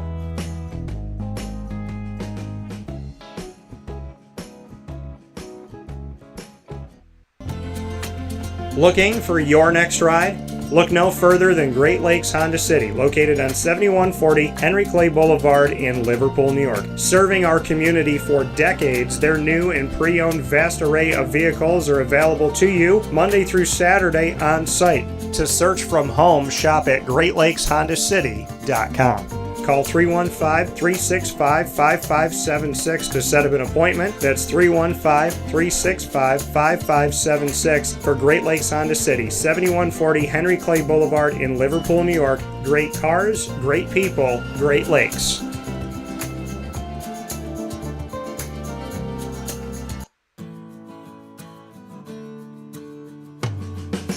Our corporate purpose at Chick-fil-A is to glorify God by being faithful stewards of all that's entrusted to us and to positively influence all those who come in contact with Chick-fil-A. And what became increasingly clear from our success in Cicero is that people love Chick-fil-A. And also I think we recognize that, we had a great opportunity to grow the brand and grow our platform. I felt incredibly grateful when I was selected to be a Chick-fil-A operator. I think what it's meant for me, what I've come to realize on a very deep level is that this is a calling for me. It's not a career, it's not a job. The Lord called me to be a Chick-fil-A operator and to use these restaurants to glorify Him and to positively influence other people. I'm blessed. I'm very blessed. Head to Chick-fil-A Clay on 3974 State Route 31 in Liverpool, New York. Carvel DeWitt, it's what happy tastes like. Do you know why? Because we make ice cream. Creamy, rich, flavorful ice cream. Not yogurt or iced milk like some of our competitors. Ice cream.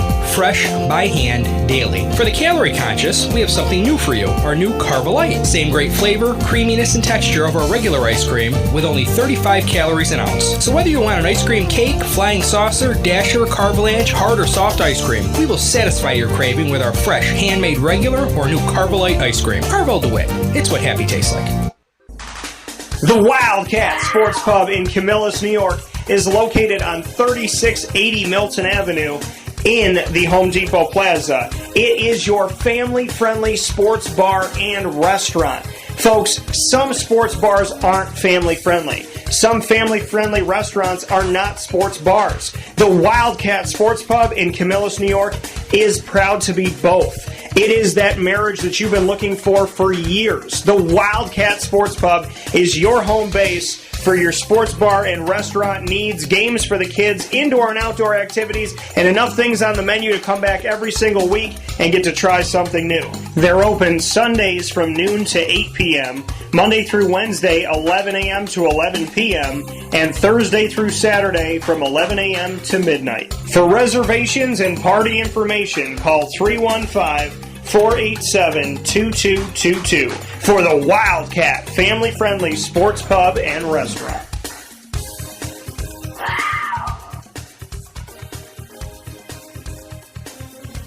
GG Cards and Breaks. Like, comment, subscribe. GG Cards and Breaks coming to you on 639 Delmar Place in Syracuse, New York, are open 7 days a week for all of your sports card needs. Get singles as well as graded cards, packs, and boxes. You can get all of the wonderful things at GG Cards and Breaks. They're still doing the NFL Panini Player of the Day, and you can get involved in a really cool promotion that could offer you bringing home a James Cook signature card as well as other great prizes and be up for the main Panini prize overall. A lot of great stuff happening with NFL Panini Player of the Day. Go into GG Cards and Breaks ASAP. There's only a few days left of this.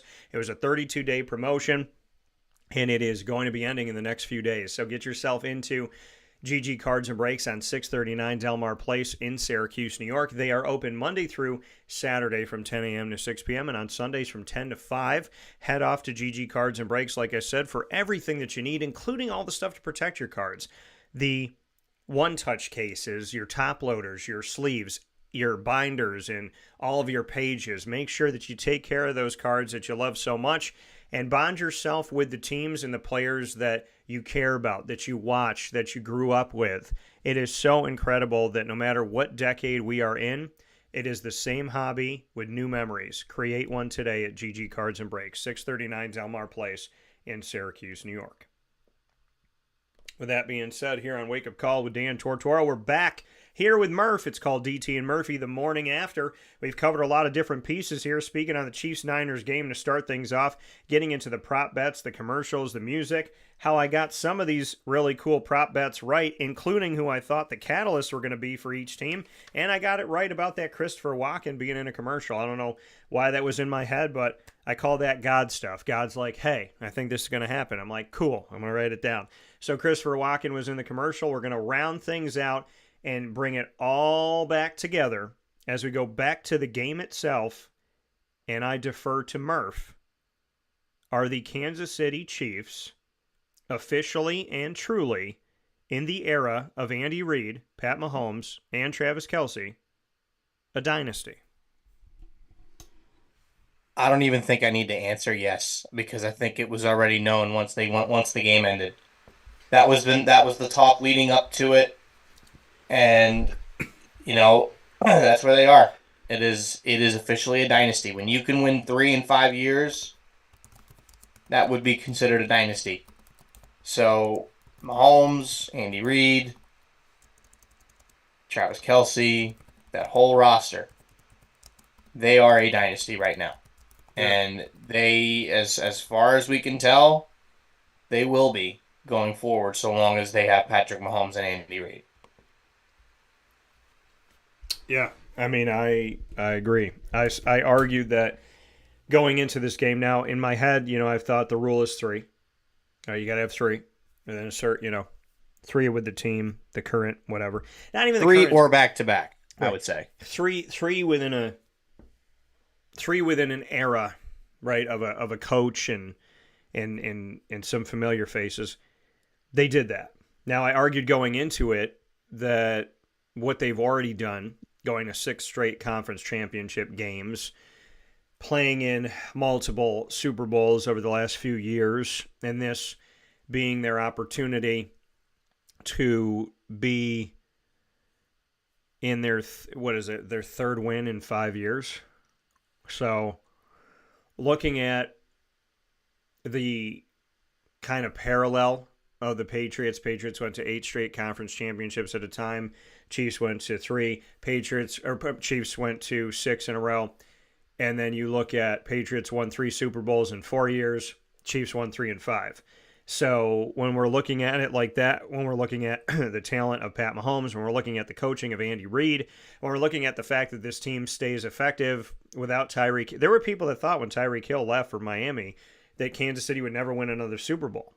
So, for what they've done and how they've done it, the changes at running back, the changes at wide receiver, the changes on defense. I mean, Kansas City was winning early on. They were winning, Super Bowls with Pat Mahomes or having good season with Pat Mahomes where the defense was not something you could lean on. They had to outscore you. They had to beat you 37-31.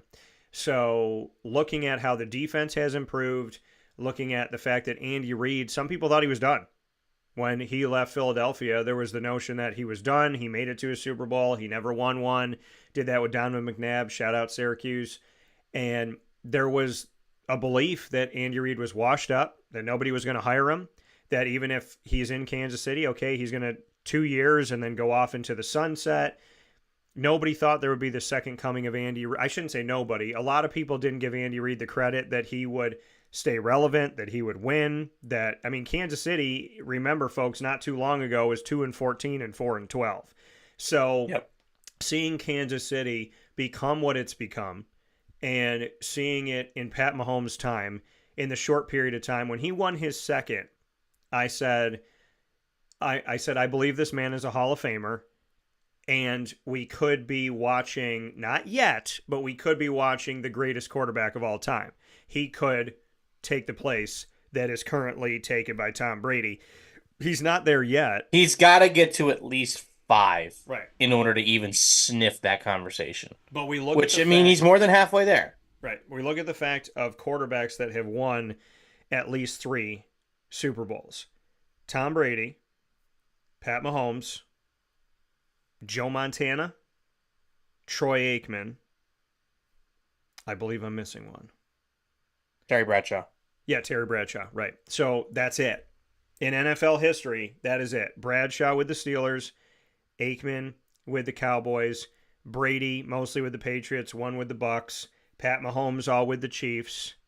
When we look back on this history and what's been done and how few have done this, winning 3 or more Super Bowls, Aikman, Bradshaw, Brady, Mahomes, and Montana, who did it with the Niners. The incredible list that he's already on, the consistency of conference. And he's not even 30 yet. Right, he's 28 years old. So he's 10 years younger than me. He's won 3 Super Bowls in 5 years. He is 6 straight conference championships, like I said, being in there. So he's been at the door of the Super Bowl for the last 6 years, made it to the Super Bowl the majority of the time. When they've made it, they've won it the majority of the time. He's been the MVP now multiple times. So, I mean, we're looking at a guy who's a first ballot Hall of Famer. I think Kelsey's a first ballot Hall of Famer. I think Andy Reid should obviously be in the Hall of Fame as well. There's really, to me, what the Chiefs do from here is gravy on the boat of a dynasty. And I thought it was interesting when they asked Pat Mahomes before the game, are you a dynasty? And he said, well, the Patriots technically were like 3 dynasties in one. He's like, they had 3 different dynasties on their team. So he said, hey, this is a start. There's more work to do. There's more to come. And I thought it was also interesting. I love when people thank God, and I love when they thank God first. He thanked God, and he said he challenged us this season. He said that about God. He said God challenged us this season. And Kansas City didn't look as strong. People were looking at Miami. People were looking at Buffalo still for the last 3 years. People were looking at Baltimore with Lamar Jackson being healthy. That's just in the AFC. Then people looked at San Fran. They looked at Philadelphia, who I consider the best team in football at the, 10 games into the season. Then, so more than halfway through the season, Philadelphia was that team. San Francisco had been that team. They didn't really falter. They had a 3-game skid, and outside of that, a couple blunders here and there, but not much of anything. Dallas had not lost a game at home going into the postseason. Green Bay Packers were playing with house money. There's all of these conversations that were being had, and the Dallas Cowboys, the San Francisco 49ers, the Philadelphia Eagles, the Baltimore Ravens, the Buffalo Bills were all carried above Kansas City in some conversations, yet Kansas City once again hoists it. So if this is their weakest season, then I'm very concerned for the NFL for the rest of the time that Pat Mahomes and Andy Reid and Travis Kelce will be together. Yeah, it's as a Jets fan, hoping to get a healthy Aaron Rodgers next year and seeing what we did against this Chiefs team at MetLife on Sunday Night Football without Aaron Rodgers, I'm optimistic. Yeah. But they need some help, ultimately. It did hurt to see Mecole Hardman, who was a Jet to start the year, make the game-winning catch to win the Super Bowl. So that hurt a little bit. But, I'm going to stop talking about the Jets because I end up getting on a tangent with them. And all I know is everybody is 0-0 now. Right. The Jets have like the 7th or 8th best odds to win the Super Bowl, I think. Well, it's like plus 25 to 1, I think. As long as Aaron Rodgers isn't, listen, Aaron Rodgers, wherever he is, there's going to be odds. The Dallas Cowboys have had odds for 30 years. The very first futures bet I saw for next year after the game was over, will Rodgers break the record and win his 5th MVP? I'm like, this is the first thing I'm seeing. I mean, maybe it happens. I mean, if it happens, that would mean the Jets probably did something pretty good and made the playoffs, so maybe. Yeah, I mean, listen, there's certain team, like I said, there's certain players that are always going to be, if they're on whatever team they're on, they're going to have they're going to have good odds. Yeah. And there's certain players, there's certain teams. The Dallas Cowboys for 30 years have been good favorites to win a Super Bowl. And, I mean, Dallas Cowboys are my second favorite team.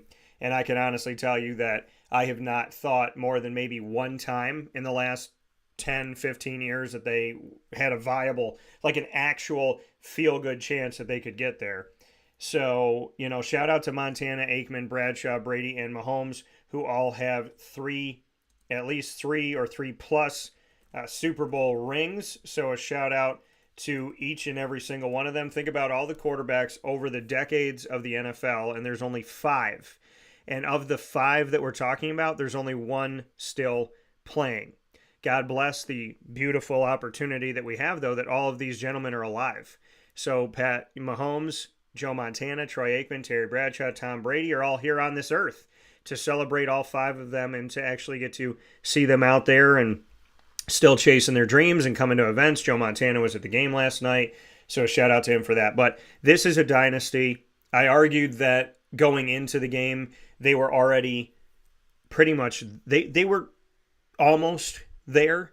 They were, they went from I think they needed to win to become the dynasty. Well, I mean, to win, it's been stamped because the number is 3, and that's been in my head for a while, for years. But the reality here of something else that's not tracked by statistics is the fact that they went from David to Goliath. They were the David, they were the feel-good, they were the underdog, they were the thank God it's not the Patriots. Now, people are now shifting to, I'm so tired of the Chiefs.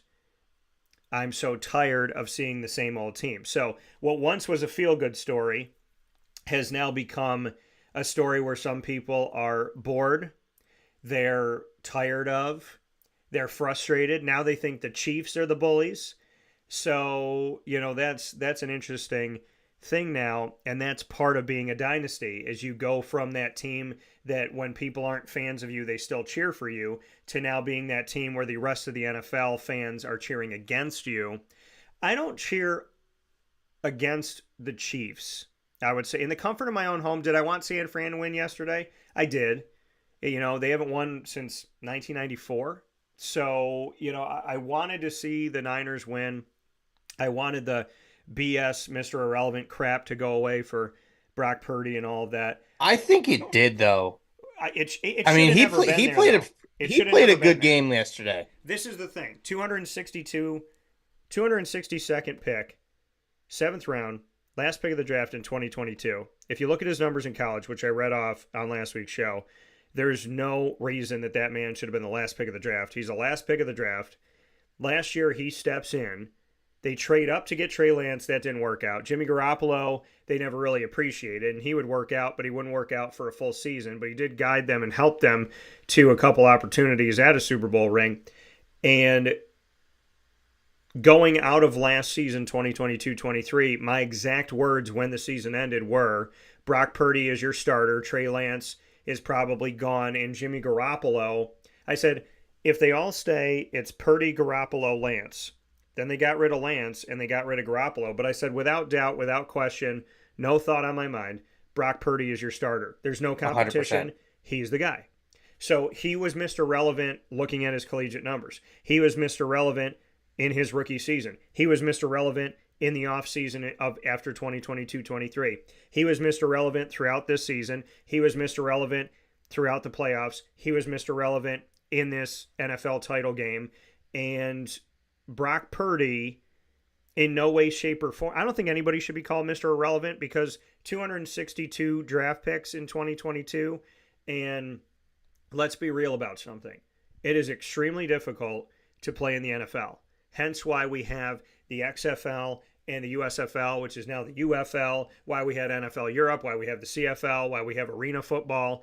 It is extremely difficult, and I have talked to guys in a bunch of these different leagues that are trying to just play football, make a couple dollars chasing their dreams professionally.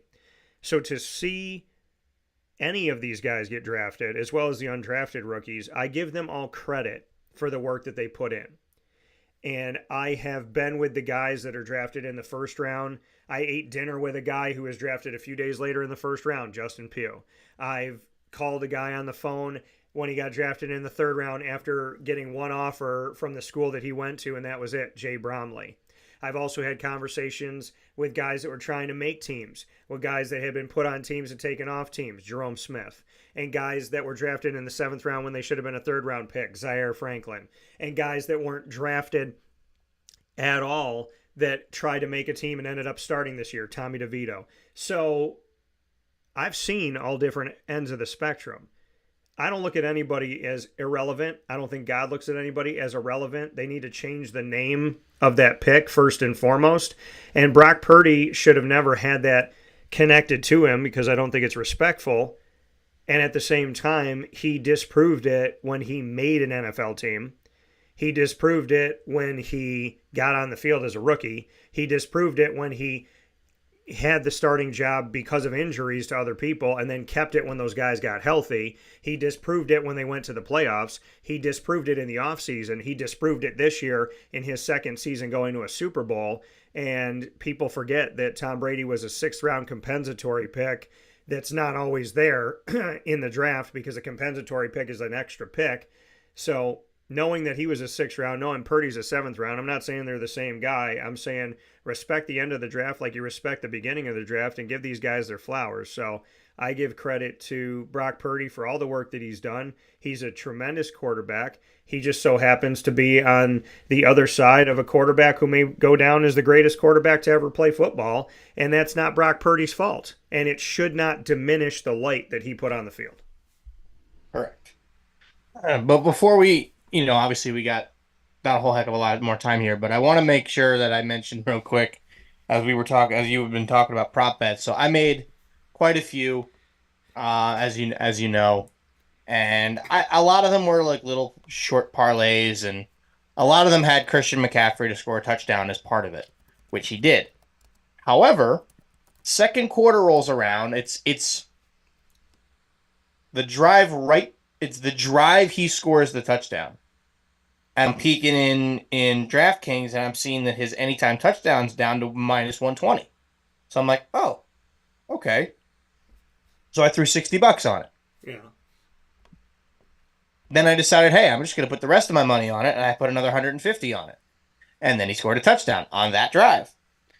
So I won about $170, give or take. Wait. No, that's not right. Yeah, it was like $170. And then I had 2 parlays that I won. I won at Brock Purdy over 11.5 rushing yards, Deebo Samuel under 16.5 rushing yards, and McCaffrey to score. That was 10 to win 48. And then what was the other one that I won? And then I teased the Chiefs to +7.5 and over 41. So thank you Overtime for that. Actually, that helped me win that one. That was 25. That was 25 to win what? 25 to win 17. So won 17 in addition. So 25 paid out 42. So I made a little money yesterday. However, You spent money. yeah, like an idiot, I bought a couple Brock Purdy Prism rookie cards during the game while they were winning. I mean, it's not like I overpaid for them because there were some that were going for 250 plus during the game. Yeah. And I got both of mine. I think it was just over 200 a piece. And obviously they lost. And then a few after the game sold for 125, 130, 115, 140, 150. I'm like, well, now I got 3 of them. Wonder what I'm going to do with them. Yeah. We'll see. But the money I won from the bets yesterday almost paid for one of them. So I made up for it a little bit. Well, to make you feel better, when Jacksonville was playing well in 2018's postseason and almost went to their first ever Super Bowl, instead ended in their 3rd ever AFC Championship game, which is not bad, by the way, because they're not even 30 years old. Like Pat Mahomes, the Jaguars are not 30 years old yet, and they've been to 3 AFC Championship games, so credit them in their young history. But looking back at Pat Mahomes going to 6 straight, he took over as a starter in 2018. They lost in the conference championship. The next year, they won the Super Bowl. The third year that he was a starter, they lost the Super Bowl. The fourth year, they lost the conference championship. The fifth year, they won the Super Bowl. The sixth year, this year, they won the Super Bowl. He's been in the league for 6 years. 6 years, he's been a starting quarterback. He's been in the league for 7 years, but 6 years he's been a starting quarterback. Alex Smith was a quarterback in 2017-18. So 6 years as a starter equals 6 straight conference championships, equals 6 times knocking on the door of the Super Bowl. And then more than 50% of the time, more than 50% of those 6 years he's been a starter, he's been in the Super Bowl. 4 out of 6 years he's been in the Super Bowl. 3-1 record he has. So when his only loss is to the GOAT. Right. So when I talk to you, and that was the thing, it's like, well, Brady has that on me. So the reality of it all is when we talk about he could go down as the greatest of all time, it's there to be had, but he's going to have to do a little bit better, because even if he gets to how many Tom Brady has Brady still beat him in the Super Bowl. Yeah, Brady beat him head to head. So let's look at records. At 42 years old, mind you. 43 years old. With Tampa. He beat him head to head. With Tampa. Tampa. Let's look at this. This is how it stands. This is the chart of quarterbacks of the winningest of all time, and then we'll go from there. Tom Brady, 10 Super Bowl appearances, 7 wins. Terry Bradshaw and Joe Montana, 4 Super Bowl appearances, 4-0 apiece. They did not lose. Troy Aikman right behind them, 3 Super Bowl appearances. He did not lose. Pat Mahomes behind Troy Aikman at 3-1. Bart Starr and Jim Plunkett, as well as Eli Manning, all at 2-0. And Eli Manning beating the Patriots both times. Bob Greasy, 2-1. Ben Roethlisberger, 2-1. Roger Staubach, 2-2, with Peyton Manning's 2-2. And John Elway, 5 Super Bowls with a record of 2-3. So when you look at this list of John Elway, Peyton Manning, Roger Staubach, Ben Roethlisberger, Bob Greasy, you add in Eli Manning, Jim Plunkett, Bart Starr, and then none of that's on the top. The top is Brady, Bradshaw, Montana, Aikman, Mahomes, which, like I said, these are the only 5 quarterbacks in the history of the NFL that have won at least 3 Super Bowls or more. So at least 3 or 3 plus. Patty Mahomes, if he wins another one, which I think is a good if, then he will pass Troy Aikman, and he will be with Joe Montana and Terry Bradshaw with 4 apiece, only behind Tom Brady's 7. He's 6 years in, folks. Some quarterbacks play in the NFL for 15 years. He is 6 years in as a starter, 7 years in general. This man is not even halfway through a 15-year career if he was to spend 15 in. He's 28 years old. And Brady won his last one in his early 40s at 42. So we're looking at the reality of if Pat Mahomes, God willing, stays healthy, and Pat Mahomes plays at least another decade, if he's been to 4 Super Bowls in 6 years and won 3 of them, then if we look at the next 6 years and say he plays 12 in, if he goes to another 4 and goes 3-1, he's going to have 6. So it stands to reason that if he plays the next 10 to 15 years, Patty Mahomes is in a trajectory that he could meet and or surpass Tom Brady's number. Here's my question. If he ends his career with 5 or 6, is Brady sheerly the GOAT based on head-to-head and based on the fact that he has 7? Does Pat Mahomes have to get more than 7 in order to be considered the GOAT because of the fact that Brady beat him head-to-head? Does Pat Mahomes have to get 8 and that's it? Where does he stand in this, Murph? Does he have to win 8 Super Bowls to be considered the greatest of all time? I don't know. And the reason I say that is because people would weigh the Brady head-to-head on him. Because he was 24, 25 when he played Brady, and Brady was 43 years old and still beat him. Yeah. Granted, that was probably, other than the team that was 18-0 and lost to the Giants, that Bucs team was probably the most talented cast of characters Brady ever had. Yeah. But still, they won a Super Bowl with him at 43 years old. Yeah. 43 years old. He was almost twice Patrick Mahomes' age. He has to get to 8. Yeah. But I don't know if that's possible though. Yeah. But there was also a time in Tiger Woods' career where we all thought it was going to happen. Now we're fairly certain it will never happen. But with Mahomes, he's probably at that early point where Tiger Woods was, where, okay, like this could legitimately happen. He could get to 8. But I don't know. But you figure, let's just say he does win 8 Super Bowls. Let's just say he plays until he's 40. So another 12 years. Yeah. He's got to win 5 in 12 years. That's just under half of those Super Bowls. Which now he's going to 3. But you gotta think about it this way. Reed's not going to coach forever.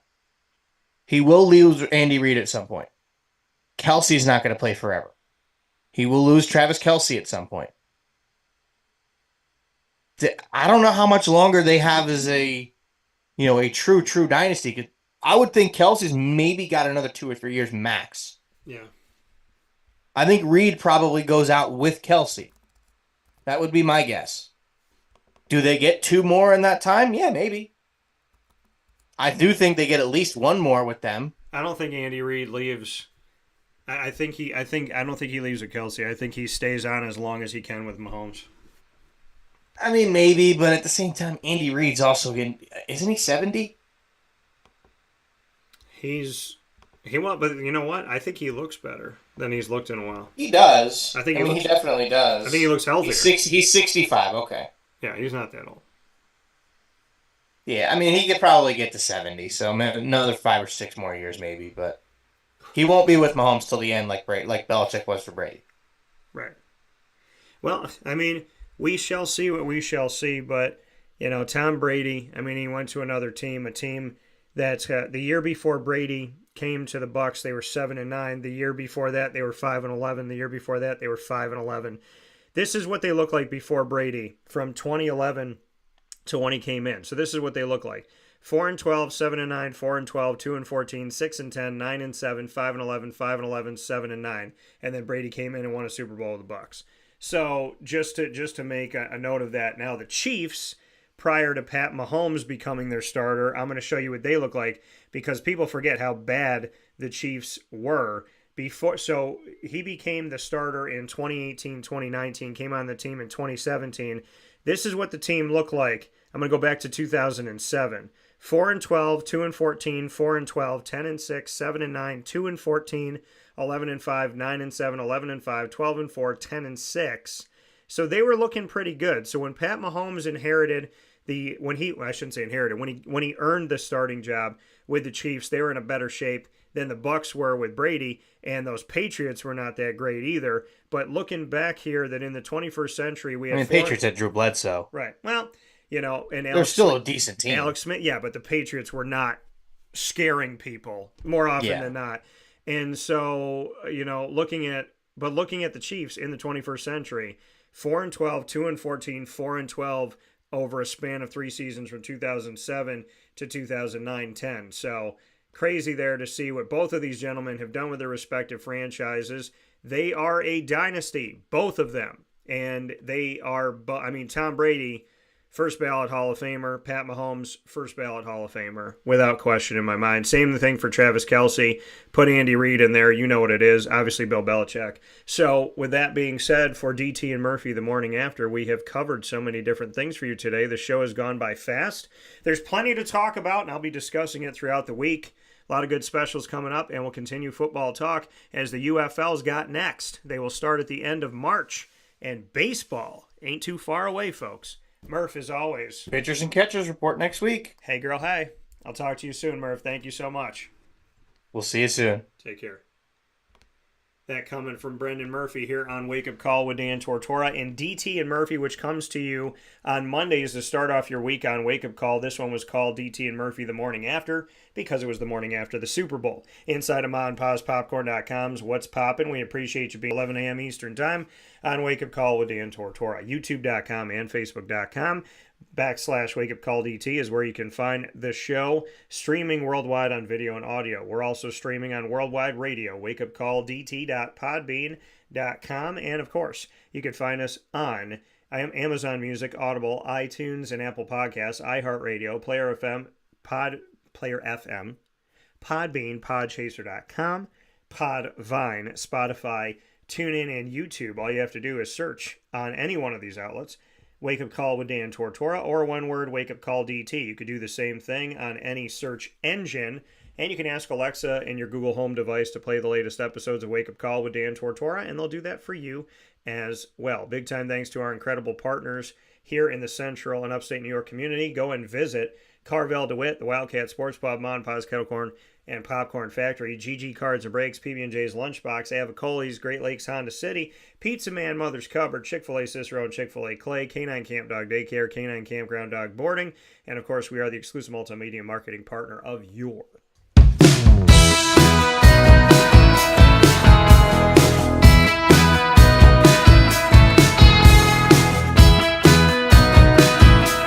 Lemoyne College Dolphins. It's Fins Up every single month. You will find the Dolphins during Dolphin Time, which airs on Wednesdays at 9 a.m. Eastern Time here on Wake Up Call with Dan Tortora, with new pieces airing for you on Wednesday weekly at 9 a.m. First and third Wednesday of each month, AD and DT with Athletics Director Bob Beretta and myself, Dan Tortora. Second and fourth Wednesday, the Dolphin Dive. Diving into stories of student athletes, coaches, administration, future Dolphins, and alumni. Find all of our content by subscribing to youtube.com /Wake Up Call DT. Hit the notification bell and check out the Lemoyne playlist on our YouTube channel. And of course, you can also find the Dolphins on wakeupcalldt.com underneath exclusive partners. And for more information, go to LemoyneDolphins.com. As always, Fins Up.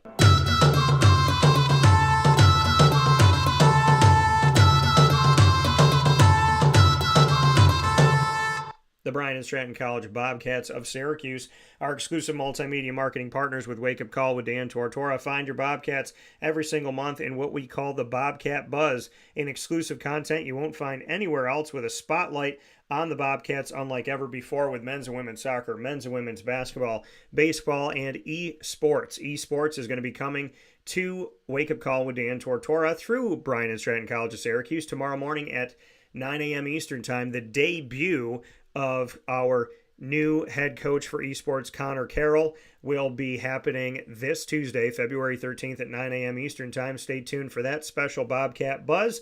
And to find all your Bobcat Buzz, subscribe to youtube.com /Wake Up Call DT. Hit the notification bell, and you will find them there. You can also find the Bobcats and you'll find their playlist on our YouTube channel, BSC Syracuse. You'll find them on wakeupcalldt.com under exclusive partners as well. For more information, go to syracuse.bscbobcats.com and make sure you come out to Allen Hall on the OCC campus in Syracuse, New York, this Friday and Saturday to see men's and women's basketball for the Bobcats as they wrap up their home pieces of their regular seasons, respectively. As always, go Bobcats. With that being said, here on Wake Up Call with Dan Tortora, I want to thank you for being a part of the show. I want to thank you for hanging out inside of the Wake Up Call studios. A lot of cool stuff. A lot of things that we've added into the studios. We appreciate you so very much. And Bill Cook, I promised you that the mug you gave me yesterday will be in the studio. And so I will be bringing it in here tomorrow. And so I know I told you today, my apologies. It will be here in the studio tomorrow. Big time shout out to the Cook family. Shout out to Greg. Shout out to all you wonderful, wonderful people that watch and listen all over the world. And a big time thanks to my partner in crime for DT and Murphy, Mr. Brendan Murphy, two Marywood alumni and proud of it. I hope you have a wonderful, wonderful day. Shout out to my good buddy and brother, Brandon Smith. Congratulations on your Kansas City Chiefs becoming a dynasty. Thank you for sticking with your Chiefs. They were in the basement of the NFL, and now they are the best team in the NFL. So congratulations to you, B. Big time shout out to all of the Kansas City Chiefs and their fans on celebrating Super Bowl 58 with a victory, as well as officially becoming stamp of approval here on Wake Up Call. You are a dynasty. I was arguing that they were very close to it before they got a victory. Now that they have the third, they are officially in it. And like I said, Pat Mahomes joins a very short class of quarterbacks, pardon me. He does run too, but a very small class of quarterbacks in the history of the NFL. Of the thousands of quarterbacks that there have been, only 5 have won at least 3 Super Bowls. Pat Mahomes, Terry Bradshaw, Joe Montana, Tom Brady, and Troy Aikman. So congratulations to all of them, and so thankful that they're all alive here with us, and look forward to the opportunity of hopefully getting to talk to one of those gentlemen at least, right? God is good and dreams are real. So have a great day. Be safe. Facebook at Wake Up Call DT, X at Call DT, Instagram at Wake Up Call _DT. We are saying a prayer this morning very quickly. I want to make sure we do this in the name of the Father and of the Son and of the Holy Spirit. Amen. God, I pray for everyone who needs healing. I pray for Tammy's mom. I pray for my dad and my mom. I pray for Lily. I pray for anyone and everyone out there. I pray for Nan and all of Griffin's loved ones. I pray for Jacqueline. I pray for my aunts. I pray for everyone in my family that's blood, everyone in my family that's not blood. I pray for Isaac, and I just want to send my love to Papa Joe, Mary, Joey, as well as Marianne, Maggie, and everyone who needs prayers right now. Hoping for good news this morning, hoping for good news in general for all of you and everyone everywhere. And for myself too, God, for health and safety and happiness and good news for everybody. In Jesus' most precious name, we pray. God bless. In the name of the Father, and of the Son, and of the Holy Spirit. Amen. Have a beautiful day. Stay safe, stay warm, and I hope you will be back with us tomorrow morning. Got a lot of great stuff coming up. God bless.